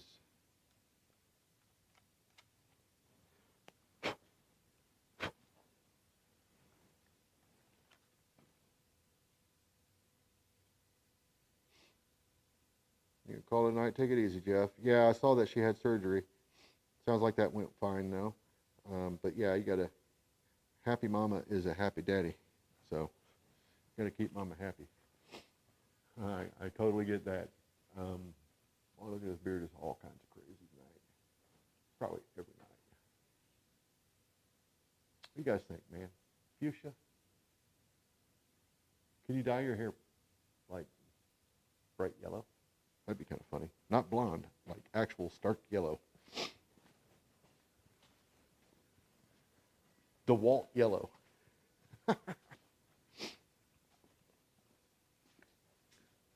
So I'm just what I at the end of the night, I just come over and I just put my stuffs away.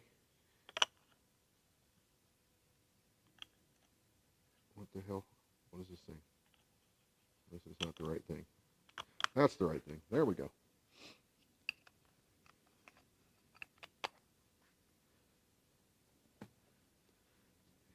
And I have these Harbor Freight Pelican cases. They're not Pelican brand. Apache, I think. That's what I use, and they're really handy. And I got them. I bought two. I keep all the camera gear in one and a bunch of other stuff in the other.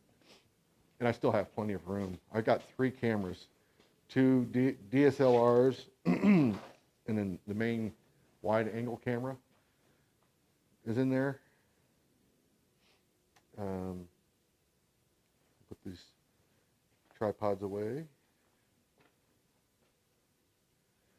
But yeah, I mean, that for me was really a key thing, because I didn't, like I said, if I had to do a lot of stuff to get this to work and be able to do this, I wouldn't do it. I'd just go back to using my phone. But I've had a nice quality Canon DSLR for a while, which I haven't been using. I want to get a filter for it before I use it, because that's a prime lens that cost me $350 when I bought it. The lens, not the camera, the lens. So I want to make sure I have a filter for that lens before I really start using it. But I mean, that thing's got a great image. So, but yeah, I had that, and then I saw the Lumix. I think it's the S7 or something, G7. I forget the model. It's an older camera, but they still shoot really nice, and it was on sale, so I grabbed it, and it came with a lens, being on sale, and I'm actually quite surprised and impressed with that camera being as inexpensive as it was. But it's also, at this point, so many years, not many, but I think it's more than, it came out more than 5 years ago, and they've got some much nicer ones now. I think Roy has the nicer ones. I think they're the S5 2s, which are,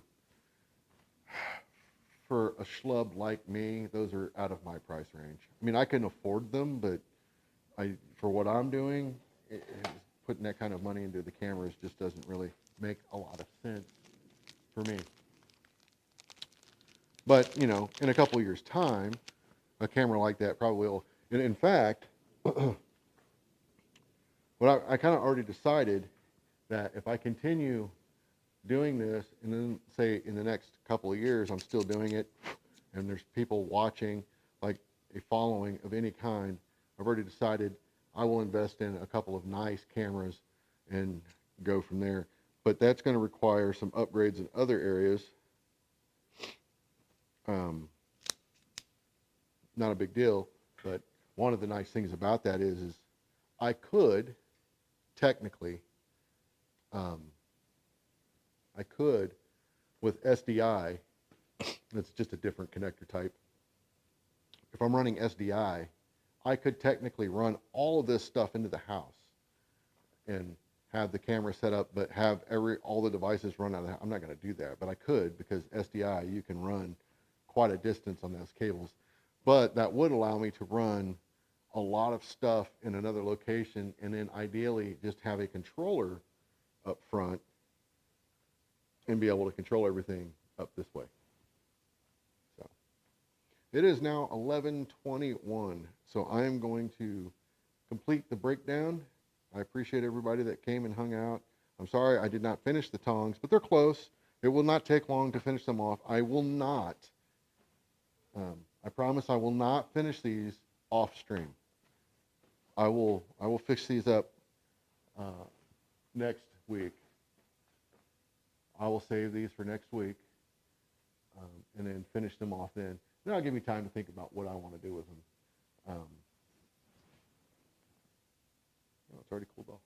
Nice. That'll give me time to think about what I want to do with them, and then get out of my ear, whatever you are, and then, you know, go from there. But all I got to really do is clean this end up a little bit and then finish off the working ends and drill or punch. Being as small as these bosses are, I might end up drilling them. Yeah, there's a slight taper in this boss I need to fix. So that's something else I'll need to look at. But anyways, I will fix it. This shouldn't take any more than like maybe an hour tops to fix. And that's me running my mouth the whole time.